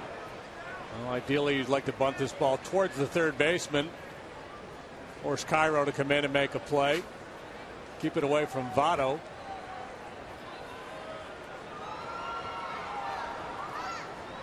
Votto coming very aggressively there. His intention is to jump on it and force Castro at 3rd. Wanted, and the pitcher will pick it up. And Arroyo bare hands and throws to Phillips. Sacrifice. Castro to 3rd, Gonzalez to 2nd, 1 out. Yeah, good job there. That bunt right there, that's going to work in any situation. Didn't it out in front of home plate far enough so that the catcher can't make a play on it. Beautifully done. Nice distance control with that lob wedge. Checking it up there. No other option. Now 2 men in scoring position for Jordan Schaefer. Schaefer's 0 for 2. Fly ball to left, and then he bounced into a force play. Infielders moving in closer with 1 out in a tie game. They were willing to let that tying run score to try to get 2 outs, but they're not going to allow that go-ahead run to score, even though there's 2 men in scoring position. Schaefer's hitting .364 with men in scoring position. Fouls that one for strike 1.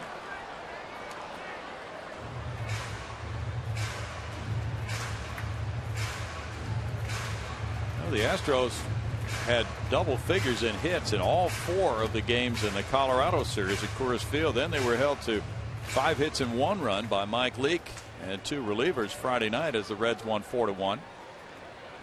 Castro at the third baseman, wary of a bunt. He's well in at third base. This allows Castro to come down the line. I think I said Castro meant Cairo at third.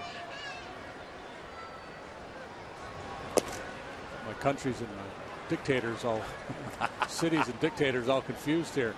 1 ball, 1 strike. Anyway, the point being, with Cairo the third baseman in because of the potential bunt, that frees Castro up a little bit in terms of his lead coming down the third base line. He should be going on contact here.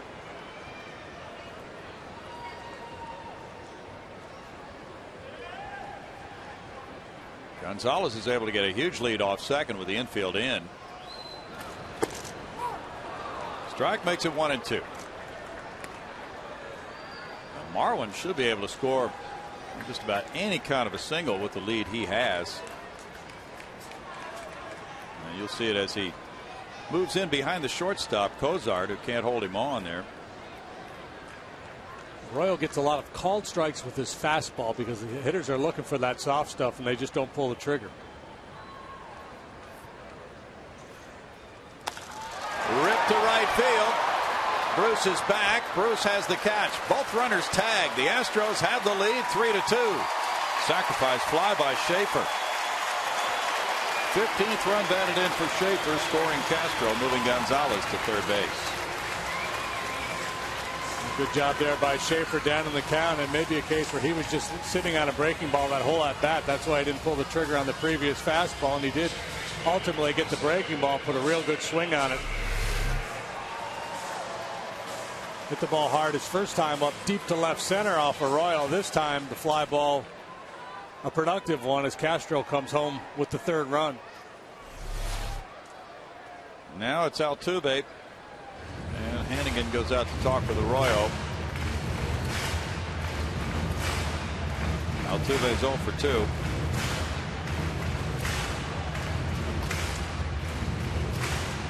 Fernando Martinez on deck. Altuve is hitting .325 with runners in scoring position. This will be the 75th pitch thrown by Arroyo. Arroyo went 4 innings in his last start at Pittsburgh, giving up 8 hits, 4 runs, throwing 79 pitches.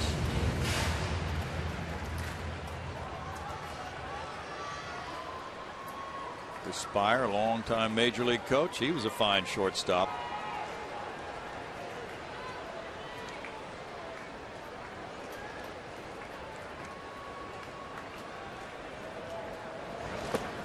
Ball 1 for a good long while, Chris.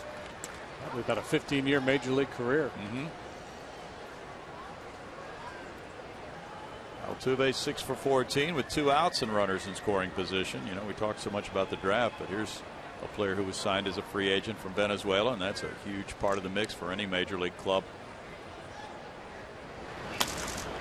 Popped up the right field line, but foul. Votto hustling over, but it's bouncing out of play. 1-1 to Altuve.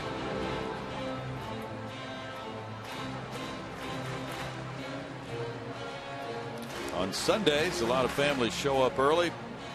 Family Sundays promotion, giving kids a chance to take part in that fun zone in the Union Station lobby.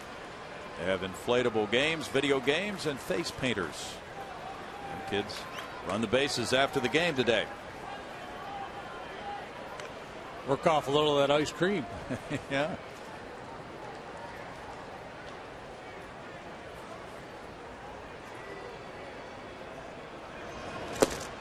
That's off the plate for ball 2. It's 2 balls and a strike.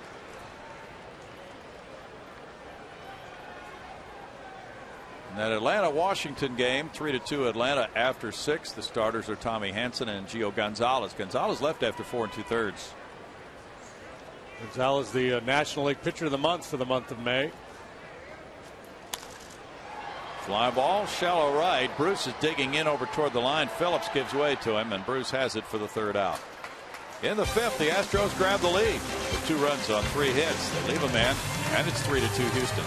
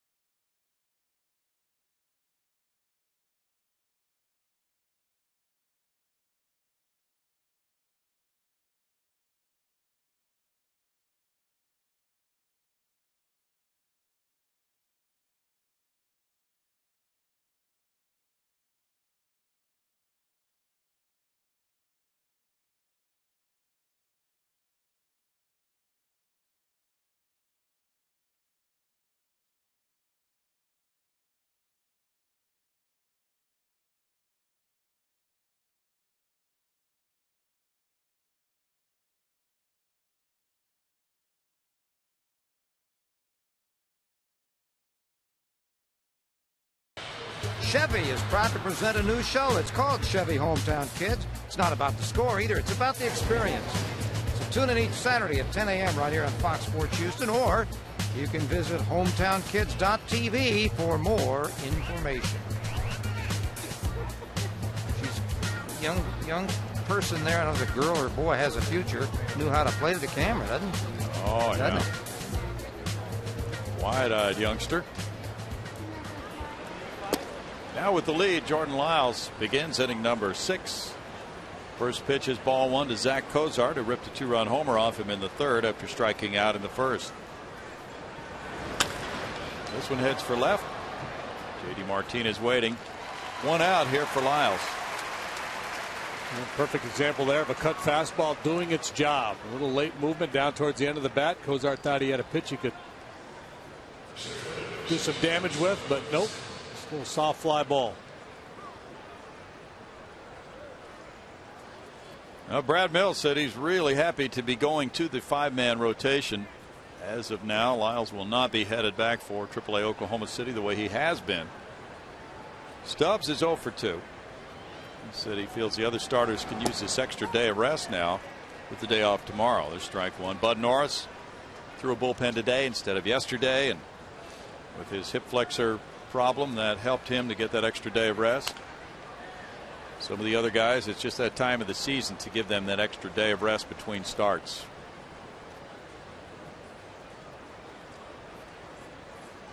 Yeah, I thought they did a real nice job managing the roster, sending Jordan out the way they did, and allowed them to keep an extra reliever.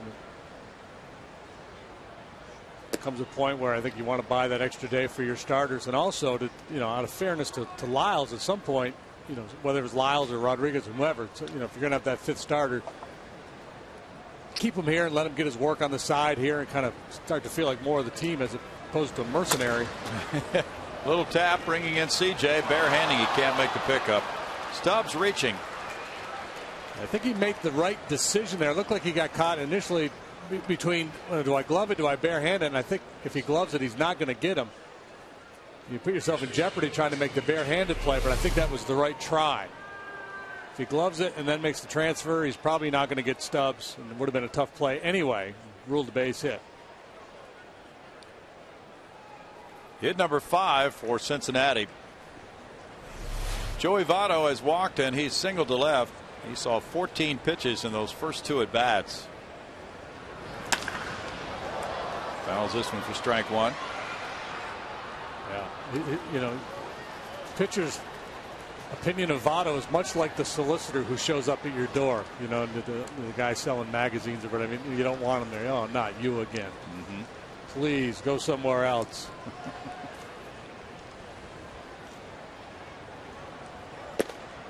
Votto looks at a strike and it's 0-2. Well, it was 0-2 on him in the first inning, but he walked.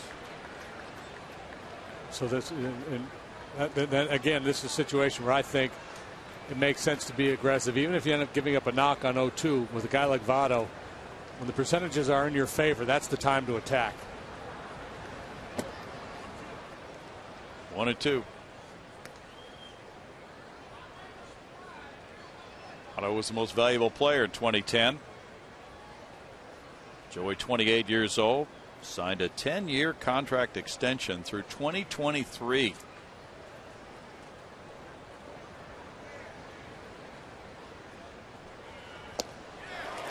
He struck him out. 2 outs.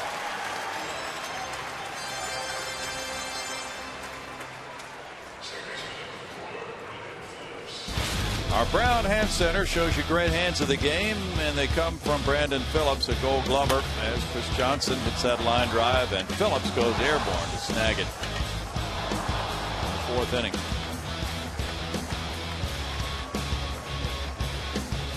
Now if Phillips comes up for the 3rd time, he's 0 for 2.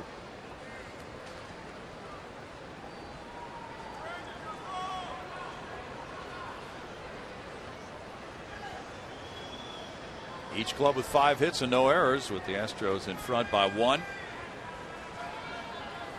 I was thinking perhaps Stubbs would be going there. He's their leading base stealer. He's stolen 11 bags, been caught 3 times.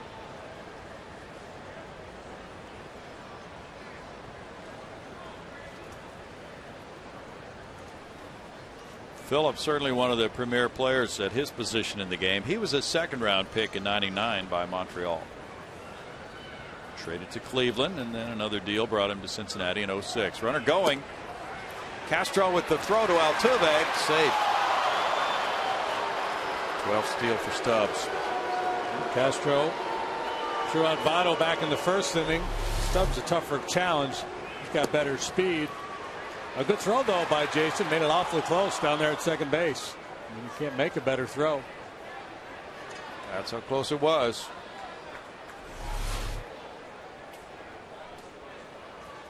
Jim Joyce got it right. The count's 2-0. It's Toronto 5, Boston 1. They're in the bottom of the 8th at Rogers Center. Jose Bautista hit his 14th home run early in that game. Ball 3, and it's 3-0 to Phillips. Miami 5, Philadelphia nothing. Top of the 8th in Philly. Carlos Zambrano not only pitching a shutout, but hitting his first home run of the year. Andy Ramirez belted number 11. Oh, we've seen that play before. That's a familiar sight around here. There's a 4-pitch walk to Phillips. Fell behind him, opted not to give in, and a fresh start with a new hitter, albeit a dangerous one, in Jay Bruce. Bruce is 0 for 2. Bruce did not start last night, but he has started 4 games against the Astros this year. He's homered in all 4.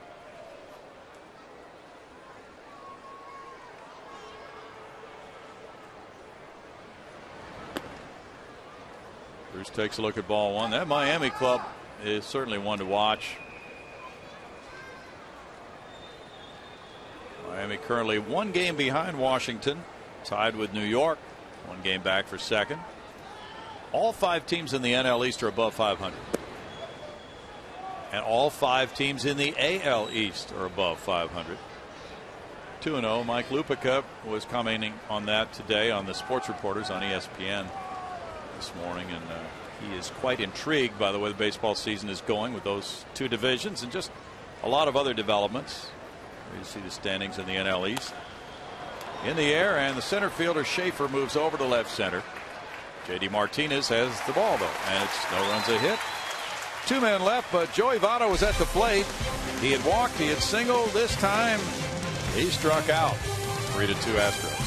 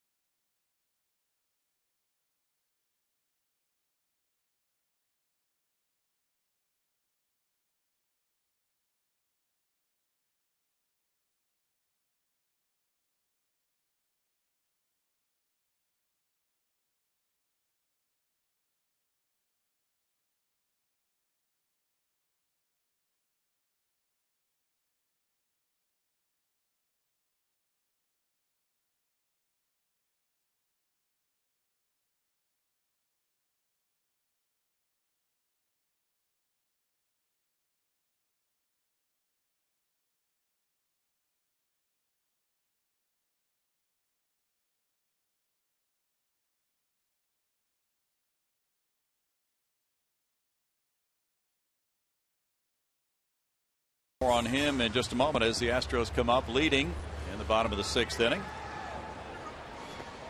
Bronson Arroyo on the mound. He's given up 5 hits. And it's Fernando Martinez leading it off. He rips a line drive, but that'll go foul. He's out in front of it. Ah, man, he scalded that one. He did. He whacked it hard to the lady in the green. She's laughing, so nobody's hurt apparently. Vicious swing of the bat. Sure was. Strike call there makes it 0-2 on Fernando. Bobby Meacham among those wearing microphones for the mic'd up segment on the Astros.com website that we've been watching. Chris Johnson was another. There are several of those. Bud Norris did one. 1 ball, 2 strikes.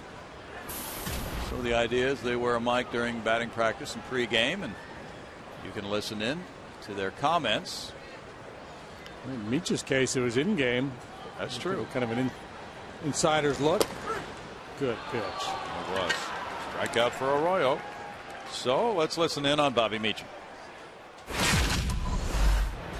Back. That's it. That's his best one. That's as hard as he's throwing it over here. You guys gonna be good, man. You guys got a lot of good young players. They just got to remember. It's a tough game. You can't relax for a second. It's going to put you to your knees in a hurry. That's right. Michael Young commenting on the Astros' good young players. J.D. Martinez is 0 for 2. So that's all available for you to watch, those several different mic'd up segments on Astros.com. Interesting comment from Meach there. This game will put you on your knees in a hurry. If you got to pay attention to detail. Come ready to play every day.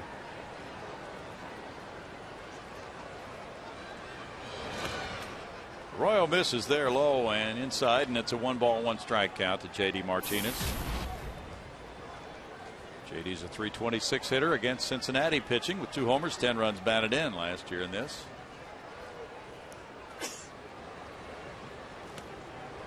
Arroyo, well, he's made a couple of mistakes out over the plate, but boy, he gets a lot of movement, doesn't he? Yeah, and it's the ability to change speeds with all of his pitches. You're getting a really good movement on his two-seamers and throwing it inside to right-handed hitters and kind of front dooring it, to lefties. That's what he did to Fernando. Stubbs over in right center. Bruce giving way to him. 2 outs. He throws a lot of pitches that look easy to hit. But ultimately it's the little bit of the late movement or the off-speed nature of it that catches you off the end of the bat or out in front with your weight a little bit where you don't put that good swing on it. And that's when he's good. When he's bad, that soft stuff sits there and he gives up a lot of home runs. 46 home runs he allowed last year. We've seen him mostly good, though. Yes, we have. 12-6 lifetime against Houston. Chris Johnson, the batter. Ball 1 to CJ. He walked and scored in the second. He hit that line drive, and Phillips made the diving catch on him his second time up. Arroyo's won his last 8 decisions against the Astros. It's 2-0. Reds have out-homered the Astros in the season series 11-3.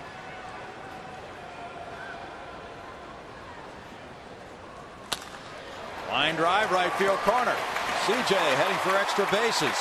Jay Bruce playing it. There's a double with 2 outs. 10th of the year for Chris Johnson. Boy, has his approach been outstanding today. He drew the walk first time up here. Again, just thinking, stay back, let the ball travel. Don't get fooled. Be willing to hit it the other way. And you get a great look at it there. That's just very nice. Good patient approach. Hit number 6 for the Astros. Arroyo moves on to face Brett Wallace, who has 2 of those hits, both singles to center field. And he scored the tying run in the 5th inning after leading off that frame with a hit. Last night he played at Oklahoma City, hit a grand slam. And he's continued to build on that with a couple of singles.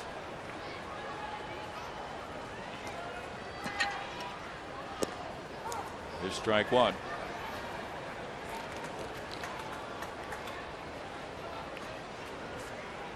Wallace 2 for 2. Castro 1 for 1. Marwin Gonzalez 1 for 2.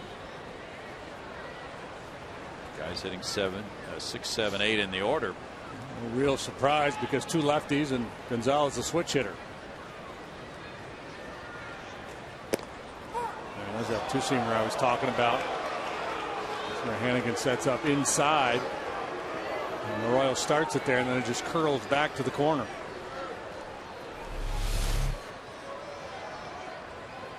Did. Wallace hit .259 for Houston last year. He had 336 at bats with 5 homers, driving in 29 runs. Pick off at second. Johnson back, diving ahead of Cozart. It's Tampa Bay 8, Baltimore 2 after 6. Awfully close. Yeah. Really close. Matt Wieters hit his 9th for Baltimore today.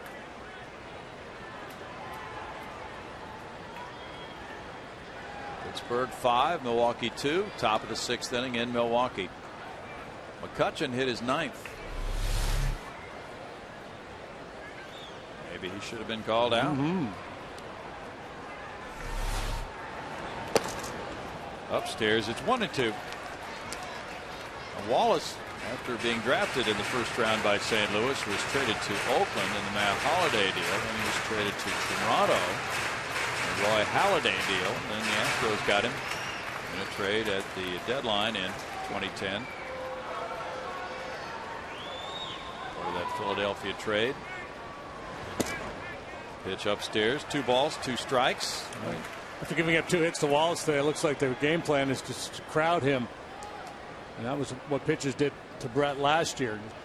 Work him hard in.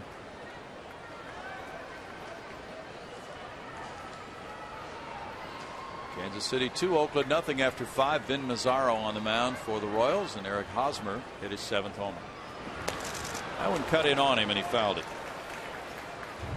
So I guess at some point, if you're Arroyo and Hannigan, do you say, okay, we've showed him enough in there, now we're going to go away? figuring that Wallace might try to cheat and open up to get to an inside pitch and then be left vulnerable to something away. Or your thinking is he just can't handle that pitch and we're going to keep pumping it in there. Well, soft away might work.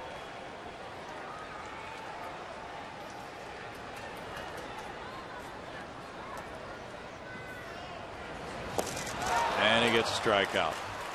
No runs ahead, a runner stranded. 3 strikeouts for Arroyo after 6, 3-2 Houston.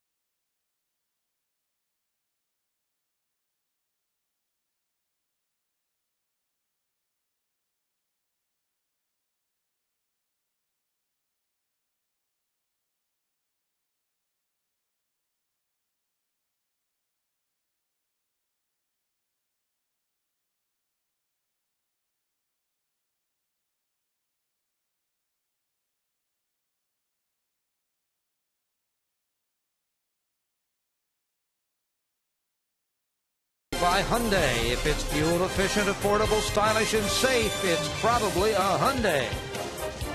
By AT&T, rethink possible. And by the Progressive Insurance Group. Call 1-800-PROGRESSIVE today. Now back to the booth. Bill Brown and Jim Deshaies. Thanks, Greg. It is 3-2. The Astros lead the Reds. 7th inning begins with Chris Heisey batting. He's 0 for 2, a ground out to short and a fly ball to center. Hits the fastball late and out of play for strike 1 for Jordan Lyles. Lyles is at 92 pitches for the day. 56 have been strikes. Texas and the Angels, 0-0, bottom of the 2nd inning at Anaheim. Big series there. Certainly gone the Angels' way. The Rangers now have lost 4 in a row. The Angels have won 9 out of 10. And they're separated by only 3.5 games in the AL West. Roy Oswalt made a start last night for Round Rock, working his way toward the Ranger rotation. 1 ball, 1 strike. That brought back some old memories for Roy from his days in the Astros farm system at Round Rock. He was promoted to Round Rock when it was a Double-A team, and he was given a ticket to be there for 1 day. Supposed to have a return flight to go back to A-ball, but Nolan Ryan intervened and said we need him to stay here. Struck him out looking. Heisey looks back at Dan Isagna. Couldn't believe the high strike call. Right. You can't really blame Heisey. You never see that pitch called. Isagna, I thought early in the game, squeezed Lyles a couple of times on fastballs down, but he gives him one here on this high curveball.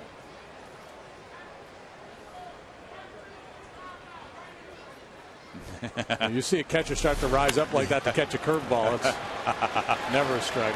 Chris Johnson takes care of out number 2 on Cairo. And Lyles is taking it deep into this game. Well, what a job he has done today. Really minimizing the number of outs the bullpen's going to have to get. And it's been a rough ride for that pen lately. They've had a lot of work. Anytime you go to Colorado, especially when you have a 4-game series, they're asking for trouble. Just under 100 pitches. It's Hannigan now. Hannigan hit one of those pitches for a single to center field in the 5th. He's 1 for 2. Pitcher spot due up next. Arroyo does come out to the on-deck circle, but they'll be ready to hit for him. Strike to Hannigan. You know, Lyles at age 20 last year was in a lot of situations like this, trying to break a losing streak. The Astros have lost 8 in a row. Bullpen has really been strapped to get through a lot of those games. And it's really been a situation in which he's had an opportunity to learn under some pressure. Sean Marshall is warming up for the Reds. Strike call. 1-2. Now it's Hannigan's turn to go sour on the home plate umpire.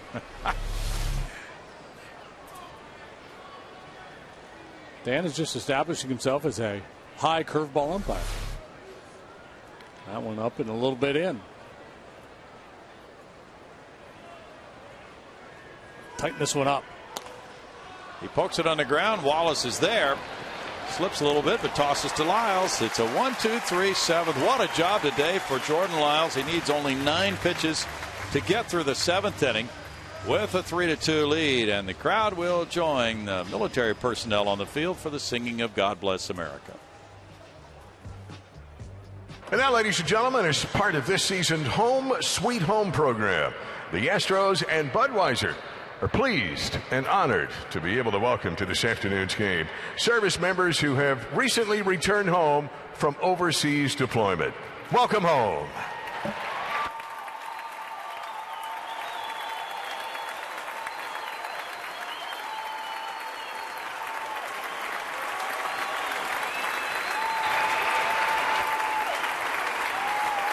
And now to thank them and to honor all those who protect our freedom around the world each and every day, please welcome a World War II veteran soon to be celebrating his 94th birthday. Please join Joe Prince for the singing of God Bless America.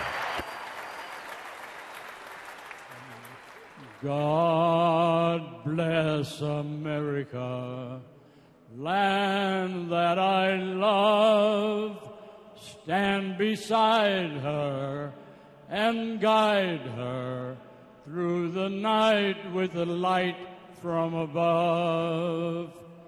From the mountains to the prairies to the oceans wide with foam.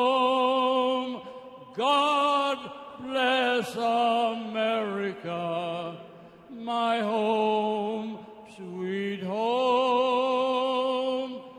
God bless America, my home, sweet home.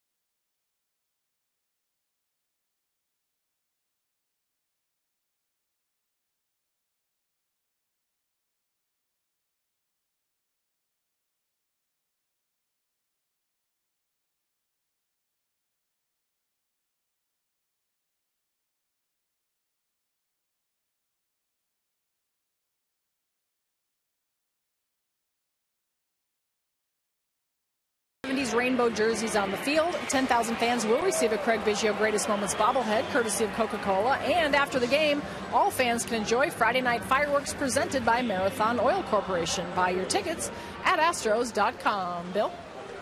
Thanks, Patty. Crowd settling back into the seats after the 7th inning stretch. It's a good ball game, 3-2 Astros. Jason Castro is a big part of it with a sac fly, a single, and a run scored. And he's been calling a good game for Lyles. Strike one for Arroyo, who's due to lead off the 8th inning. And Castro gets a break, not having to face the lefty, Sean Marshall.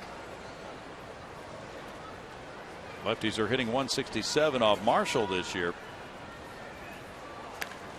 Check swing roller goes foul. It's 0-2. It's interesting. With Marshall warming up in the bullpen, Dusty Baker clearly prepared to use him in a game he's trailing. I was under the impression that maybe Chapman wouldn't be available today, having worked 2 days in a row, and maybe Marshall would be the closer, but that clearly isn't the case. Do the breakdown on the starting pitchers. Both guys doing a nice job here this afternoon.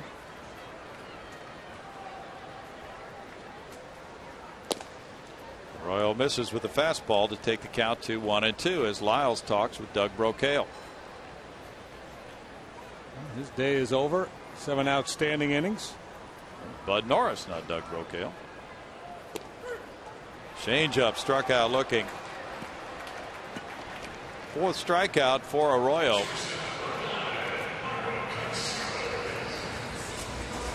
Now Bud dealing with that hip flexor problem. That two-seamer, that same one we've seen, saw in the at bat with Martinez, starts it at the hitter's hip and runs it back to the inside corner. Wilton Lopez is getting loose. Brian Bogusevic comes out on deck to pinch hit for Lyles. Marwin Gonzalez the batter. He drove in a run with a single to center. He's 1 for 2. That one floats in for strike one on Gonzalez. Bogusevic waiting next. Brad Mills with a 4-man bench today, with Lyles being promoted to the club. And Matt Downs has been optioned to AAA. 1 ball, 1 strike.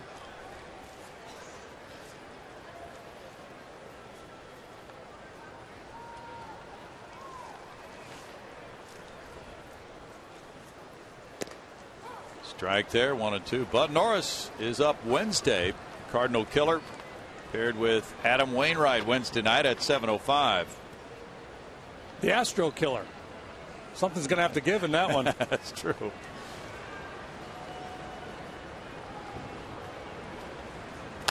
Gonzalez rips a line drive deep to right field.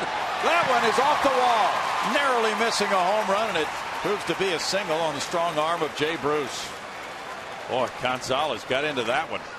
Well, he hit that ball hard last time up on a fastball. It was about shoulder high, and this time he hammers the ball. It looked like he thought it was out of here.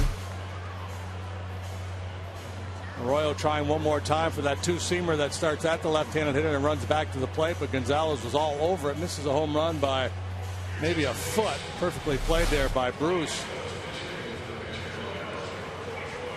Now Bruce with a strong arm got it back in. Now it's going to be a change in the pinch hitting idea for Brad Mills to Justin Maxwell instead of Brian Bogusevic. Well, Maxwell comes up to bat for Lyles. Lyles in 7 innings, allowing 5 hits, 2 runs. He walked 2 and fanned 3. It's just a matter of Brad Mills realizing that Marshall's hot and ready to go in the bullpen, and anticipating a move if he sent his left-handed pinch hitter up there that Dusty would counter with Sean Marshall. And Brad likes this matchup of Maxwell Arroyo better than Marshall Bogusevic. Foul back for strike one. Maxwell with a .225 average, 3 homers, 11 runs batted in. Has done well pinch hitting. As a pinch hitter, 5 for 20, 2 homers, 5 runs batted in. Brad has been using J-Max as a starting player pretty liberally in recent days. It is second pinch homer of the season in Colorado Monday. 1 ball, 1 strike, and that was a tape measure shot. Lyles threw 101 pitches, 63 for strikes. That's just a wonderful game for Jordan Lyles, his second straight strong start this year against Cincinnati. And he doesn't have to worry about catching the shuttle back to Oklahoma City after this one.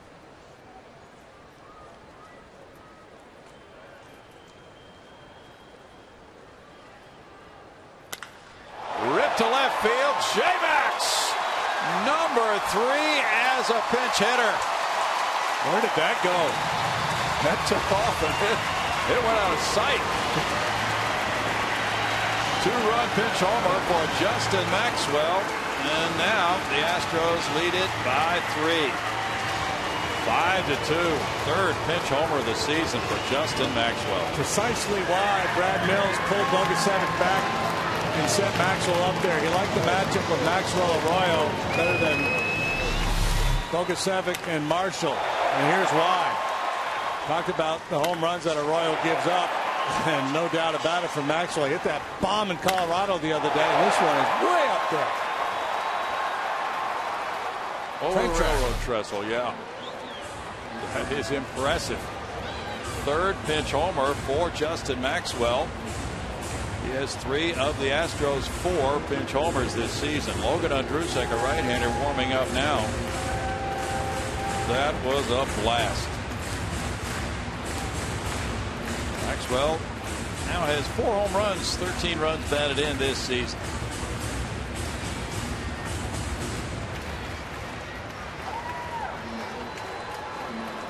That was a 412-footer, according to the announcement. Seemed longer than that.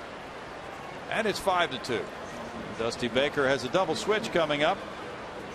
Todd Frazier coming off the bench, headed for third base.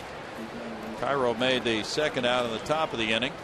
So the pitcher will go into Cairo's number 7 spot. Frazier will go into the 9 spot in the order and will lead off the 8th inning with a score. Houston 5, Cincinnati 2. Right back.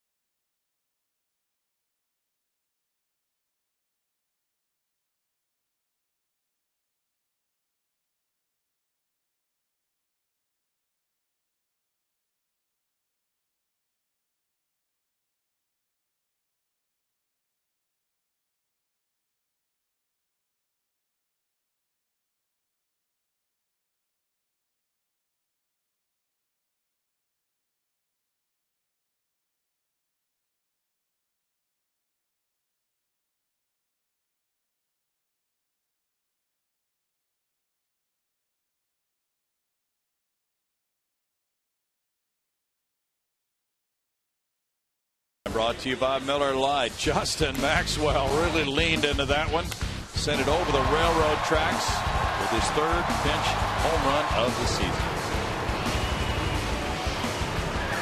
Big swing of the bat there to provide a little extra breathing room for the Astros bullpen as they try to finish this ball game off. So much firepower in that Reds lineup. You're never really comfortable in a 1-run game against them. That's just a huge swing of the bat. Now the lefty comes in, Sean Marshall. He's 1-2 with a 3.93 earned run average. He's up there to face Jordan Schaefer. He has really neutralized left-handed hitters this year. Hitting 167 against him. 1-2, 3.93 ERA for Marshall, the former Cub. Schaefer bunts and it bounces foul.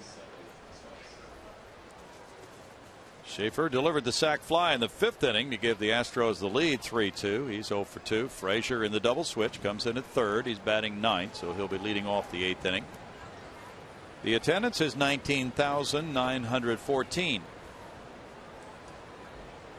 Arroyo in 6 1/3 innings allowed 8 hits, 5 runs, walking 1, fanning 4. He has 8 straight wins against the Astros. Altuve's on deck. 0-2. Marshall worked a hitless inning in last night's Cincinnati's 12-9 win. Struck out 2. He got the 8th inning.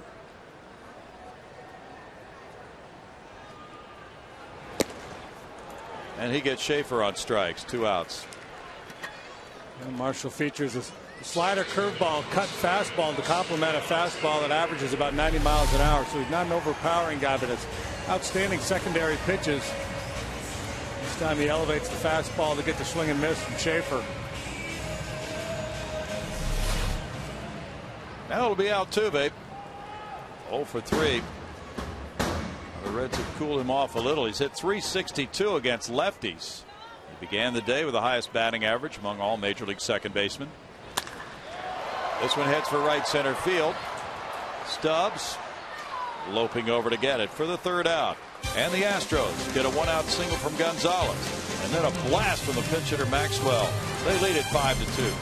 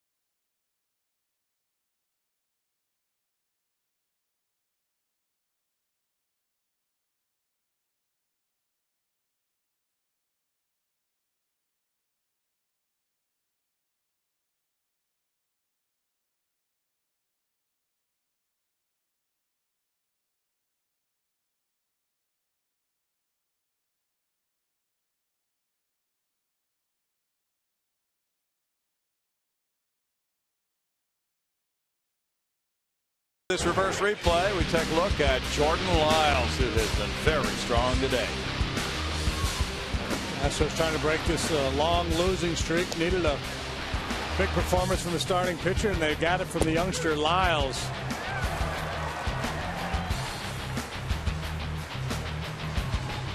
He has put his club in a very good position. Leading now 5-2, going to the 8th inning, and now it's time for the bullpen. And Wilton Lopez to come in. Well, Wilton, very dependable. Another outstanding year going. 3-0, 2.20 ERA, 22 strikeouts, only 4 walks. And he's tough to hit. It's a 2.22 batting average against him. Todd Frazier leads it off. Frazier entered the game in the double switch. He's hitting .258. That one almost nipped him, and it's ball 1 on Frazier. In the 9th spot in the order, with an on base average of .313, but a slugging percentage of .596, and those numbers for the year. Grounds that one foul. It's a 1-ball, 1-strike count. Lopez did not pitch in last night's ball game. He worked Friday, but was very efficient. 1 inning, just 7 pitches.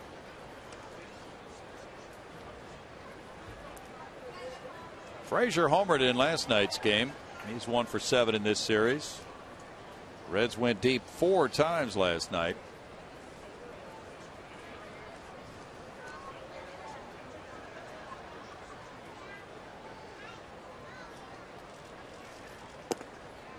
Just off the plate.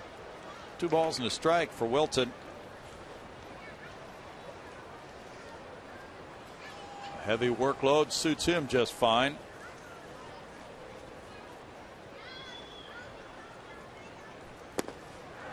Good sink, makes it 2-2.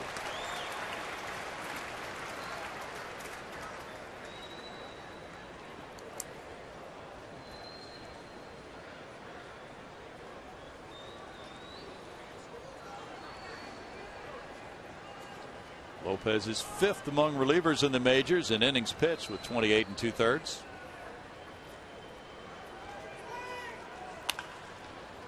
Gets a foul ground ball there to keep the count 2-2. Final in from Philly. Miami won it 5-1. Zambrano going to 4-3, beating Blanton. Joe Blanton is 4-6. Heath Bell got his 12th save. Zambrano homered, as did Hanley Ramirez, his 11th. Atlanta beat Washington 3-2. Hanson beating Gio Gonzalez. Kimbrel got his 16th save. Foul ball there. So that is a very interesting division right now. With Miami moving into a tie. Maybe the most interesting part of that whole division is the fact that the Mets are right there. Yes. We saw them here, and they just did not look like a very good club at all. Sure didn't. They're 7 games over 500. And by the way, they have back-to-back complete game shutouts against the Cardinals in that series, getting ready to play again tonight. Westbrook and Nice. Got the no-hitter from Santana on Friday, and then a complete game from R.A. Dickey, the knuckleballer, and he's been on quite a roll. Toronto won 5-1 at home over Boston. Hutchison beat Bard.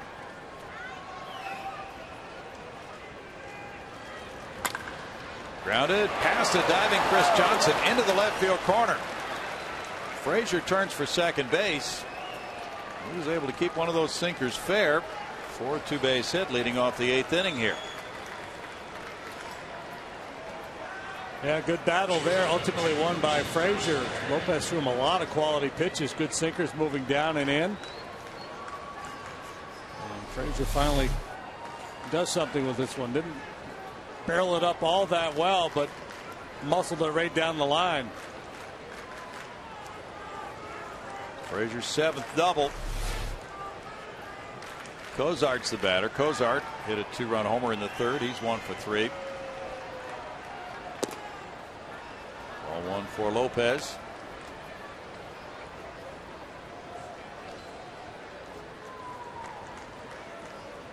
Wesley Wright's warming up for the Astros. Stubbs is on deck, then Votto.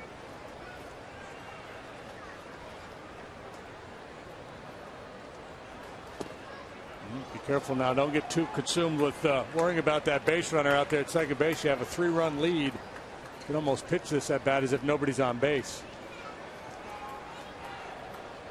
Just get outs.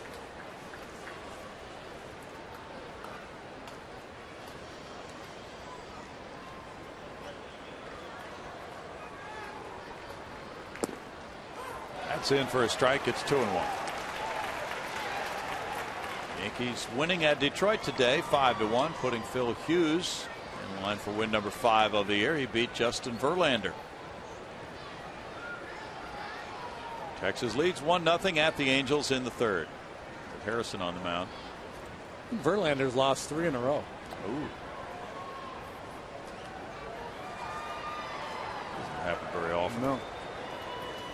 Simon's warming up for the Reds.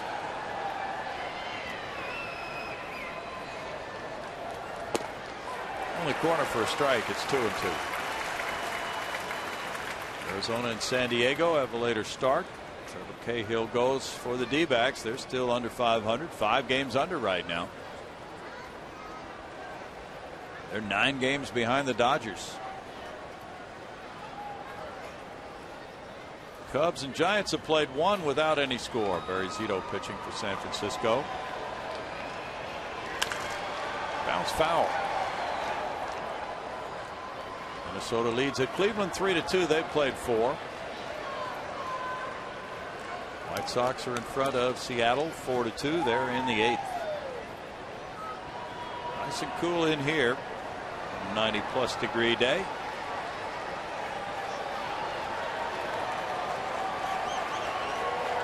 The folks enjoyed that tailgating yesterday before the game.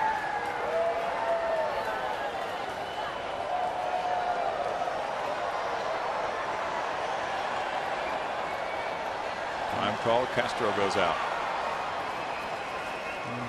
And then Jason having a hard time getting together here. What they want to try to do.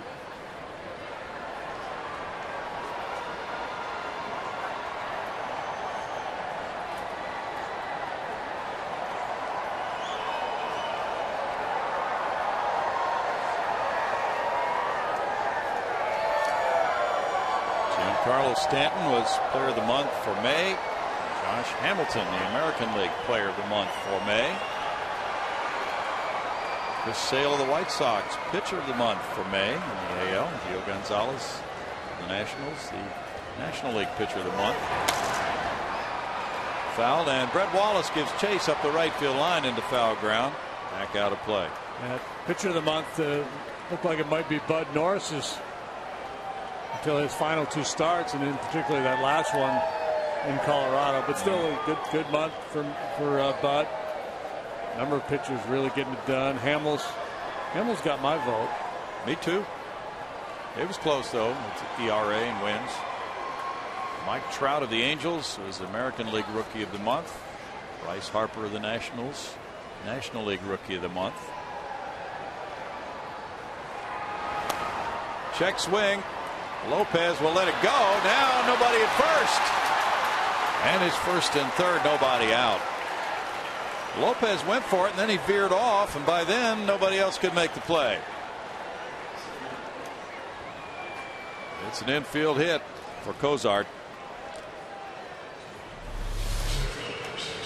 Just a little dribbler. Lopez gets it. It's going to be in a foot race to the bag with Cozart, and I think he probably would have been able to beat him. I don't know if somebody called him off that ball or not, but by that time Wally had kind of given up on the play. He's kind of caught in between, not sure whether to go for the ball or go to the bag. And that means the Reds get the potential tying run at the plate. Andrew Stubbs, 3 for 6 against Lopez in his career. Stubbs with 7 home runs this season. That's ball 1 to him. Wesley Wright has been warming up, presumably for Votto. Now another right-hander's throwing for the Astros.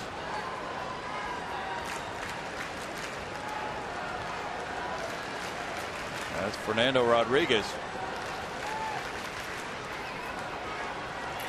And now Xavier Cedeno has replaced Wesley Wright. As the pitch comes in, it's 2-0.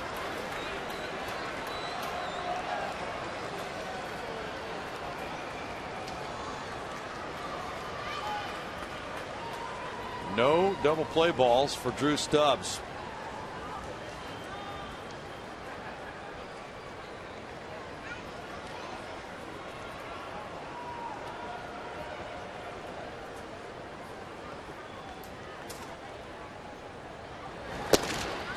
Swings over that one, and it's a 2-ball, 1-strike count. Probably lucky he didn't make contact with that one, because that might have been the double play ball. Grounded to short his first time up, had an infield single in the 6th. I'm just guessing that's why he doesn't hit into as many double plays as a lot of guys. He swings and misses so much. He struck out 205 times last year in 604 at bats.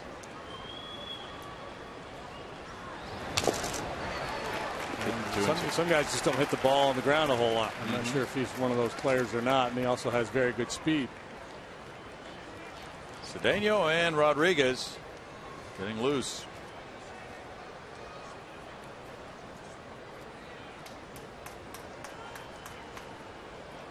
Eight hits for the Astros, 7 for the Reds. No errors in the game. Each club has left 3.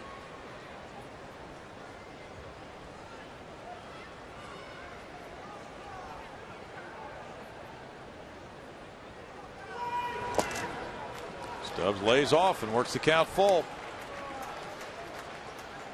Decision time now for Dusty Baker. Does he start Cozart Billy Hatcher's in his ear.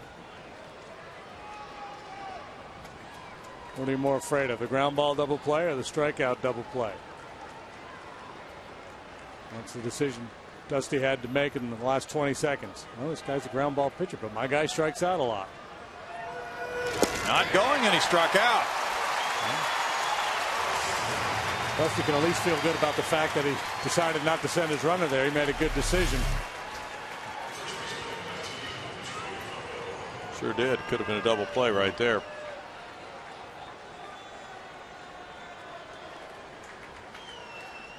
Cozart was not running, and here's Votto, and he still represents a potential tying run. Votto has a walk, a single, and a strikeout.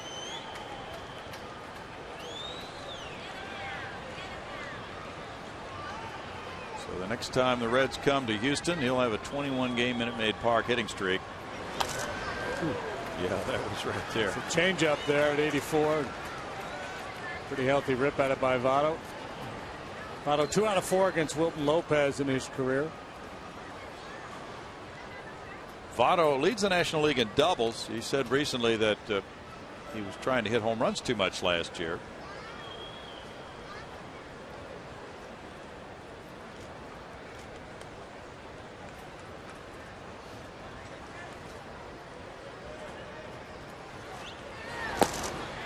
Good pitch. 0-2.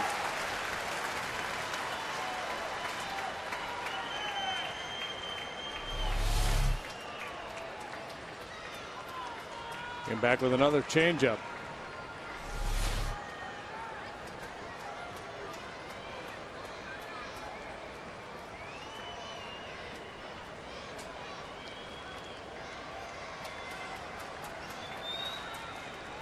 Votto also led the league in doubles last year. Yeah, it's kind of ironic that he would say that. You know, you're led to believe he feels like he had a bad year. He had 309, drove in 100.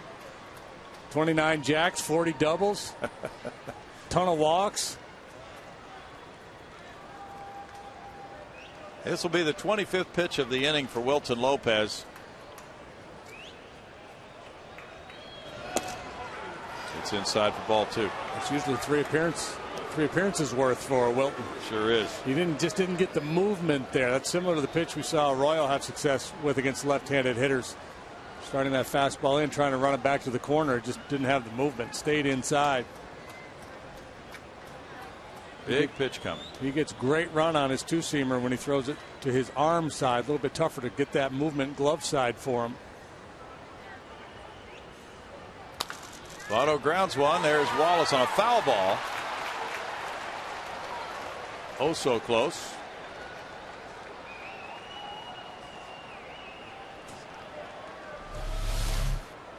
Right down the line, and that would have been step on the bag, throw home. Might have been able to get a double play.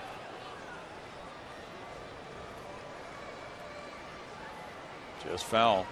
James Hoy, the first base umpire, and Isagna, the home plate umpire, both of them had the same call.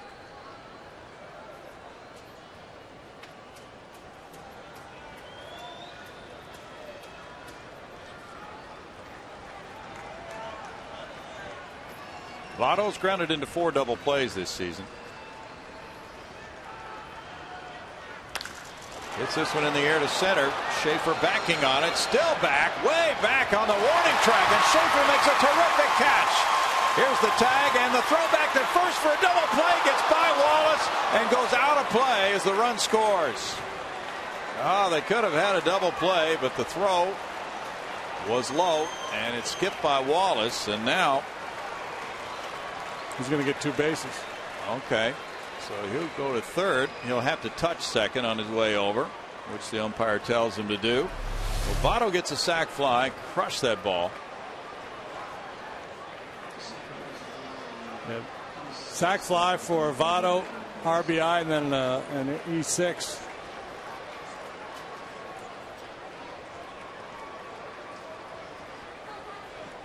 Well, throw by Marwin Gonzalez. He got an error.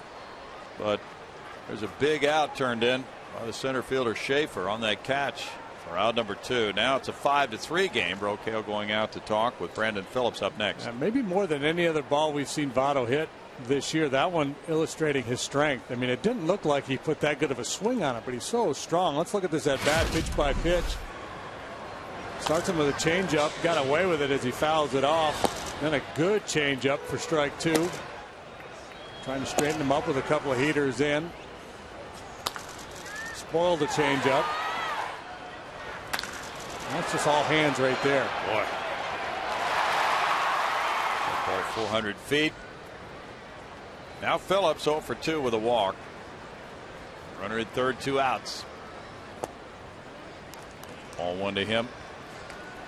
The error on Gonzalez, his second of the year. Phillips 3 for 4 with a homer against Wilton Lopez. 28-year-old veteran from Nicaragua who signed his first contract with the Yankees in 2002. And he was with San Diego. The Astros got him on waivers in 2009. It's 1-1.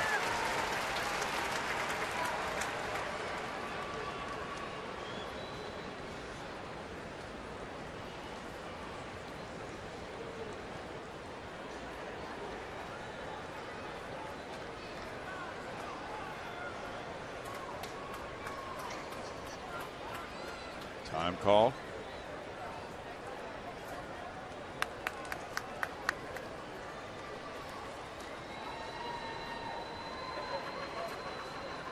The Reds finished last year 79 and 83. They were 17 games out in the NL Central. They were 9 and 6 against the Astros. Ground ball. Wallace tossing to Lopez. And in the 8th inning, the Reds come up with a run. They put together 2 hits with an error and leave a man, and it's 5-3 Houston.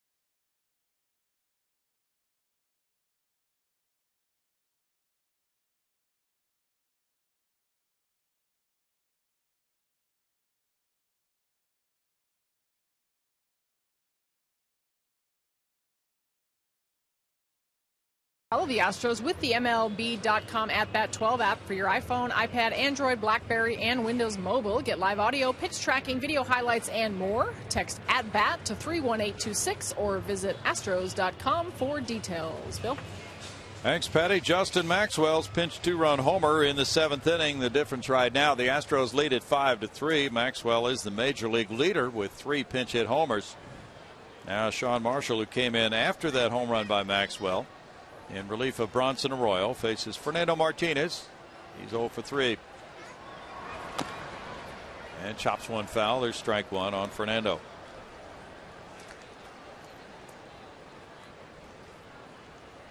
The Reds in the 9th inning have Bruce, Heisey, and the pitcher's spot due up.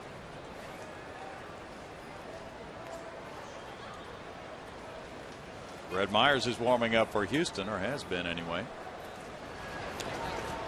Tap foul, it snowballs 2 strikes with J.D. Martinez on deck. Chris Johnson due up 3rd in the inning against the lefty Marshall.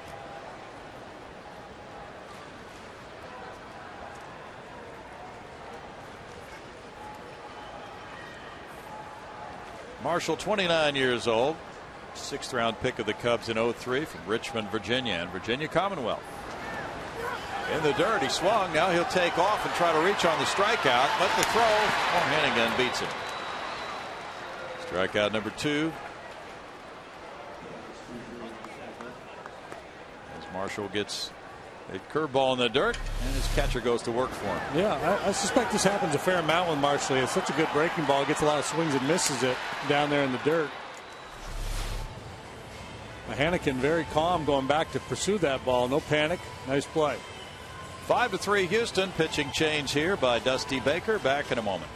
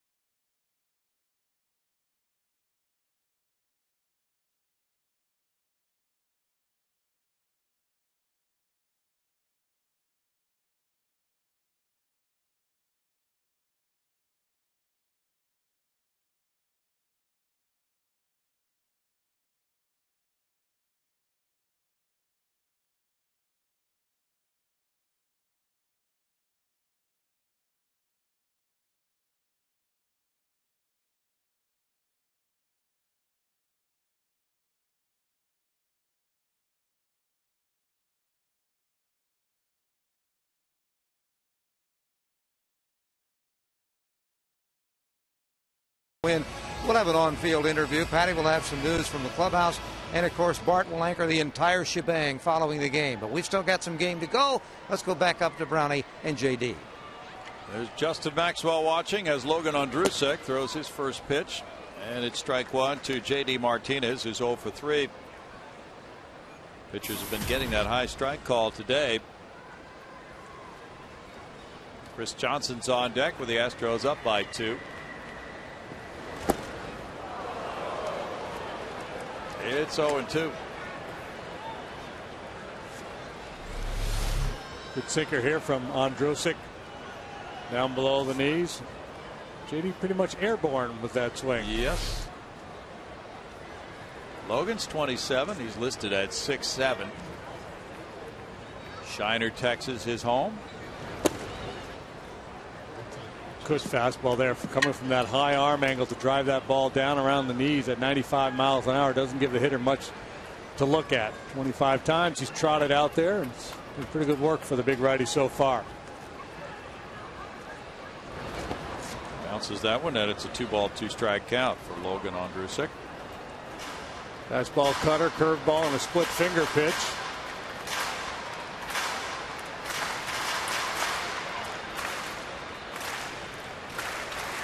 He pitched Friday night, 1 scoreless inning. Bouncer, high chop, fielded by Frazier. Long throw, safe. The throw was high, and Votto had to come up to get it. So Martinez should get an infield hit, I think, for a 5-game hitting streak. Yeah, it's got to be a knock. Okay. Very high bounce, and that took him deep to field it. Made it a long throw. See him retreating, and he doesn't have a whole lot of time. I guess you could argue that a good throw would have gotten him, but tough chance. I think I'm giving him a knock. Okay. That's a 5-game hitting streak then. Chris Johnson is 1 for 2 with a walk. He doubled to the right field corner. Here they give him in. And a shot to left field. They're getting up in the boxes, but it's a foul ball. Yes, it was an error. Yeah, that's a little surprising. On Frazier. How about CJ the day he's having? Oh. We talked last time about how he's done such a good job hitting the ball the other way off Arroyo. And been seeing a lot of pitches away. This time he gets something a little bit in and he just spins on it, crushes it. He was robbed by Phillips on that diving catch of his liner in the 4th. Good stop there by Hannigan. He drew a walk in the 2nd and scored. Day off coming tomorrow for the Astros. They would love to put this one in the win column and snap their 8-game losing streak. Get ready for St. Louis Tuesday night. Jaime Garcia, Lucas Harrell.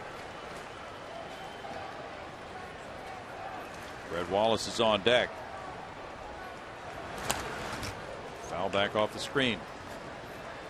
1-1 for CJ.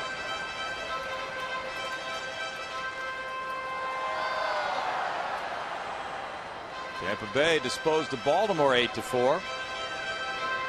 Matt Moore beating Jake Arrieta. Mark Reynolds hit his 3rd home run for the losers. And the Rays take over first place. Yeah. CJ takes a look at that one. It's ball 2. 2-2 for Chris. Baltimore's had a hold on first place for a while now. Birds have been beset by a number of injuries this year. They've been one of the real surprise teams to this 1/3 mark of the season. Just off the plate apparently. Well, that looked close. 3-2.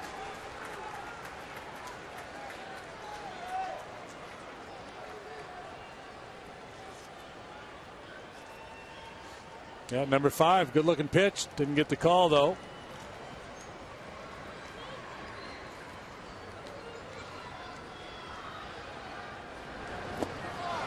Swing and a miss at the 3-2 pitch, and CJ goes down. That's 2 outs. Andrusik comes back after the fastball with a good breaking pitch and catches CJ out in front.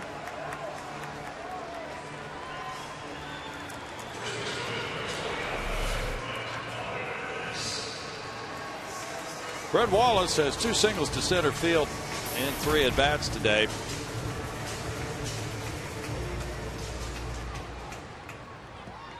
And the thinking is that Carlos Lee will need, well, at least a week, maybe 10 days for that hamstring to be sufficiently healed to allow him to play again. 0-1. Jason Castro's on deck.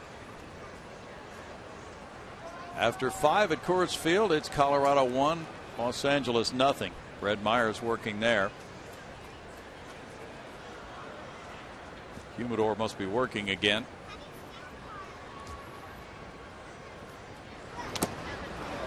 That worked good yesterday too, didn't it? Yeah. It was kind of a normal game was played there, like a 6-2 or something like that. Yeah. 1 ball, 1 strike.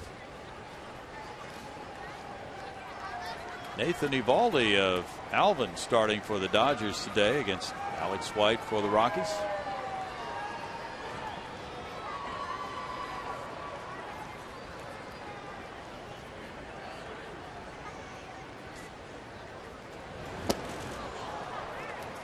One and 2 to Wallace. Yep, 6-2. The Dodgers won with Aaron Harang notching that win.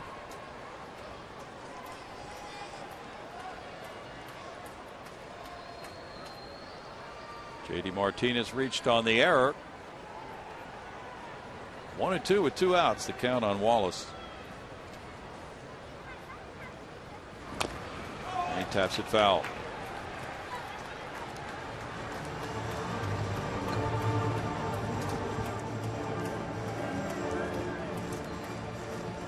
Brett came from Oklahoma City, where he played last night's game. The Red Hawks won that one, a wild one, 11-8 over Iowa.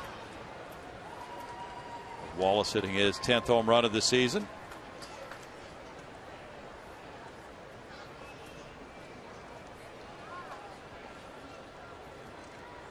Corpus Christi took one 5-4 at Springfield last night from the Springfield Cardinals. Throw goes over to first, and Votto digs it out of the dirt.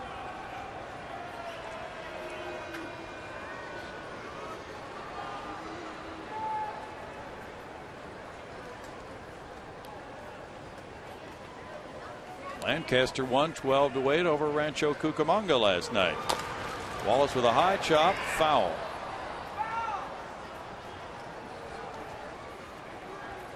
Checking George Springer. He's hitting .296 for Lancaster right now. He's had some explosive games this year. Lexington won 8-2 over Rome last night. So a good night in the Astros farm system overall. Their forces are about to be bolstered from the upcoming draft. Yeah, I suspect that'll mean maybe a promotion for George Springer to Double-A. That's a good point. Hadn't thought about that. New blood into the system. Yeah. And Wallace is hit by the pitch. Well, runners at first and second now for Castro. And the other part to that is that Brandon Barnes was promoted from Corpus to Oklahoma City about a week ago. He had been playing center field there. Got him in the right side of the rib cage, it appeared. Last at bat, they worked him hard in throughout when Arroyo was out there. You could see Hannigan adopting a similar game plan with Andrusik, but Andrusik couldn't get that movement back to the plate like Arroyo could. He pays the price. Castro with a sac fly, a single and a strikeout looking, comes around here in the 8th inning with 2 on and 2 out. With a 2-run lead, a hit here could really play well on the Houston bench. Oh, what a play by Hannigan.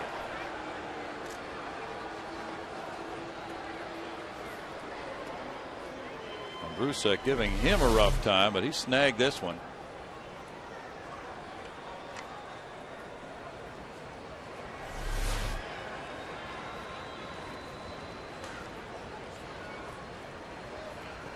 Marwin Gonzalez is on deck. That play keeps the runners at first and second. That one could have been rattling around for a while. With a line shot into left field. J.D. Martinez stopped at third by Dave Clark, and the bases are loaded. The ball was sharply hit to Heisey. Heisey has 4 outfield assists. Castro comes up with his second hit. There's Heisey's ability to get over there and square up behind that ball, get his shoulders pointed in the right direction, I think, that caused the stop sign from Dave Clark. You see an outfielder moving laterally. You realize he has to kind of take a couple of steps to get in a good throwing position. You're going to send the runner. But as sharply as that ball was hit and as quickly as Heisey got squared up behind it, that dictated the stop sign from Clark. There you have it. And that means Brian Price strolling to the mound. Yeah, Heisey's play saved his club a run, really, getting behind that ball the way you pointed out. Brian Bogusevic is in the on-deck circle with Gonzalez ready to hit next. Ideally, third base coaches love to send those runners on hits like that with 2 outs in the inning. But in this ballpark, the left fielder is closer to home plate. And then, given Heisey's resume and the way he played that ball, Dave Clark just thought it didn't look good. Yeah, it's a judgment call. Had he sent J.D. and he was thrown out, you could understand why he would have sent him, but certainly justified in throwing up the stop sign as well. Myers will have those matchups in the 9th inning. The pitcher spot would be due up third. And there's one left-handed hitter, Costanzo, on the bench for Dusty Baker. Marwin Gonzalez 2 for 3 with an RBI. Looking at ball 1. Well, Aroldis Chapman has been magnificent this season. And he struck out the side, saving the 4-1 win Friday night. He struck out 3 again in 1 inning last night, getting another save in the 12-9 win. The Astros not looking to face him today with a 1 ball, 1 strike count. J.D. Martinez at third. He reached on the error. Fred Wallace was hit by a pitch. He's reached second on the single by Jason Castro. Reds have an off day tomorrow, and I think that's why Dusty Baker has used his bullpen the way he has this afternoon. Normally, again, Marshall and Andrusek, guys he would use to protect leads. And he knows he's got a day off tomorrow, so he can use them in this game to try to keep it close, give his team a fighting chance. Foul back, and it's 1-2 to Marwin Gonzalez from Logan Andrusek. Kansas City shut out Oakland 2-0 in Kansas City. Vin Mazzaro, formerly with the Oakland A's, got that win. He's 2-0. He beat Tom Malone, who's 6-5. Jonathan Broxton got save number 13, and Eric Hosmer hit his 7th homer. Alfredo Simon is warming up again for Cincinnati.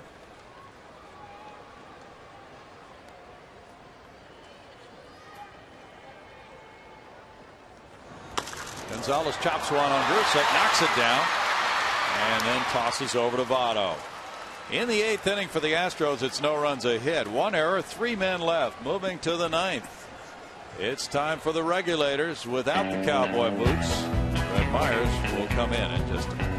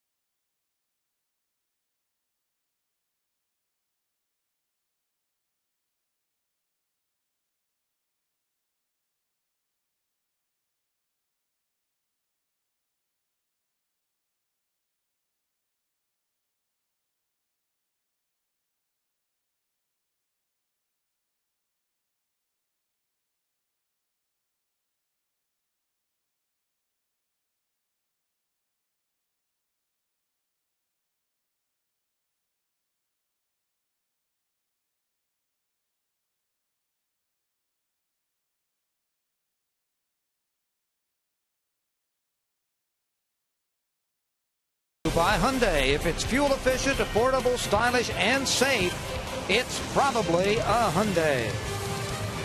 The king of the regulators takes the mound. Bill Brown has the call in the top of the 9th. Wilton Lopez in 1 inning allowed 1 hit, 1 run with no walks, 1 strikeout.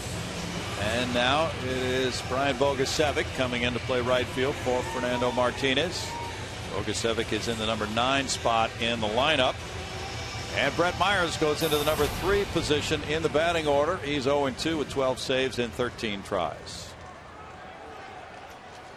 Facing Jay Bruce. Well, there you go. First pitch breaking ball, first strike. Starts a lot of hitters, starts a lot of innings just like that.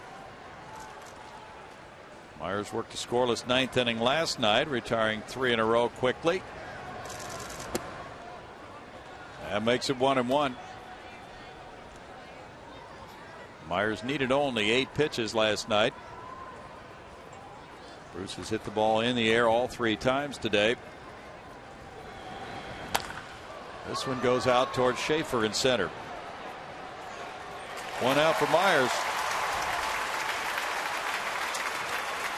The Astros trying to snap an 8-game losing streak, and Bronson Arroyo, the Cincinnati starter, has an 8-game winning streak over them coming into today. Heisey is 0 for 3. Myers saved a game in Cincinnati in his first appearance against the Reds this year, April 27th, and the outing last night was his 2nd of the year against the Reds. Strike to Heisey. Jordan Lyles' first win of the year on the line. Myers has allowed a 197 batting average against him. Started to swing, and the appeal indicates he checked it. James Hoy with a call, 1-1. Ryan Ludwig is on deck. Pitcher spot due up. Myers has not given up a run in 10 appearances at home this year, covering 10 innings. 7 for 7 in saves at home. 1-2. So in Brett's career in save situations, he's converted 33 in 37 opportunities.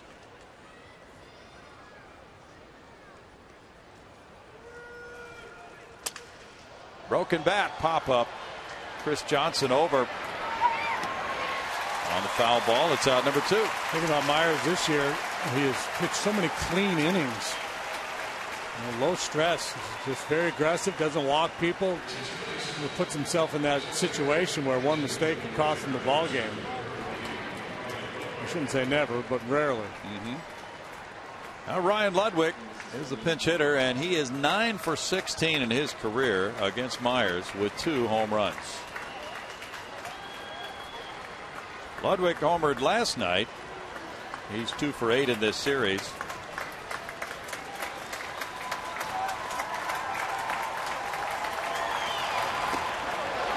Inside, ball 1.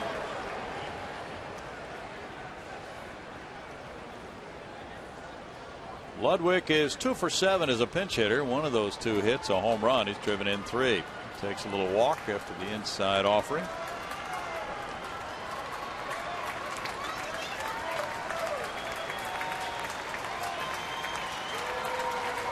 Ludwig sharing some time in left field with Heisey this year.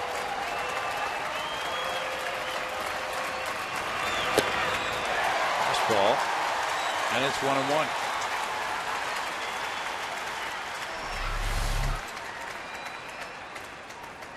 Didn't hit his spot, but was able to throw it by him.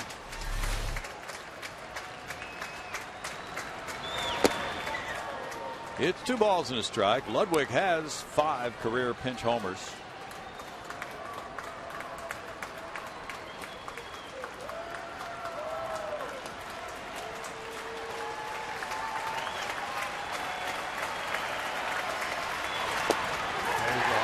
Nice adjustment there by Myers. He tried to go down and away with the fastball the previous 2 pitches, but flew open, left it up and in a little bit, and that time he kept that front shoulder closed and drove it right over the outside corner. 2-2.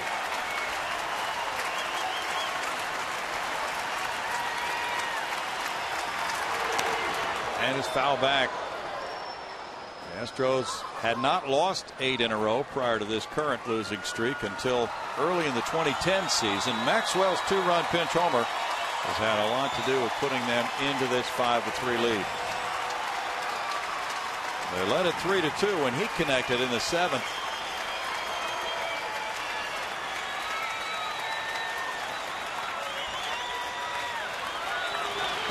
And he struck him out to end it.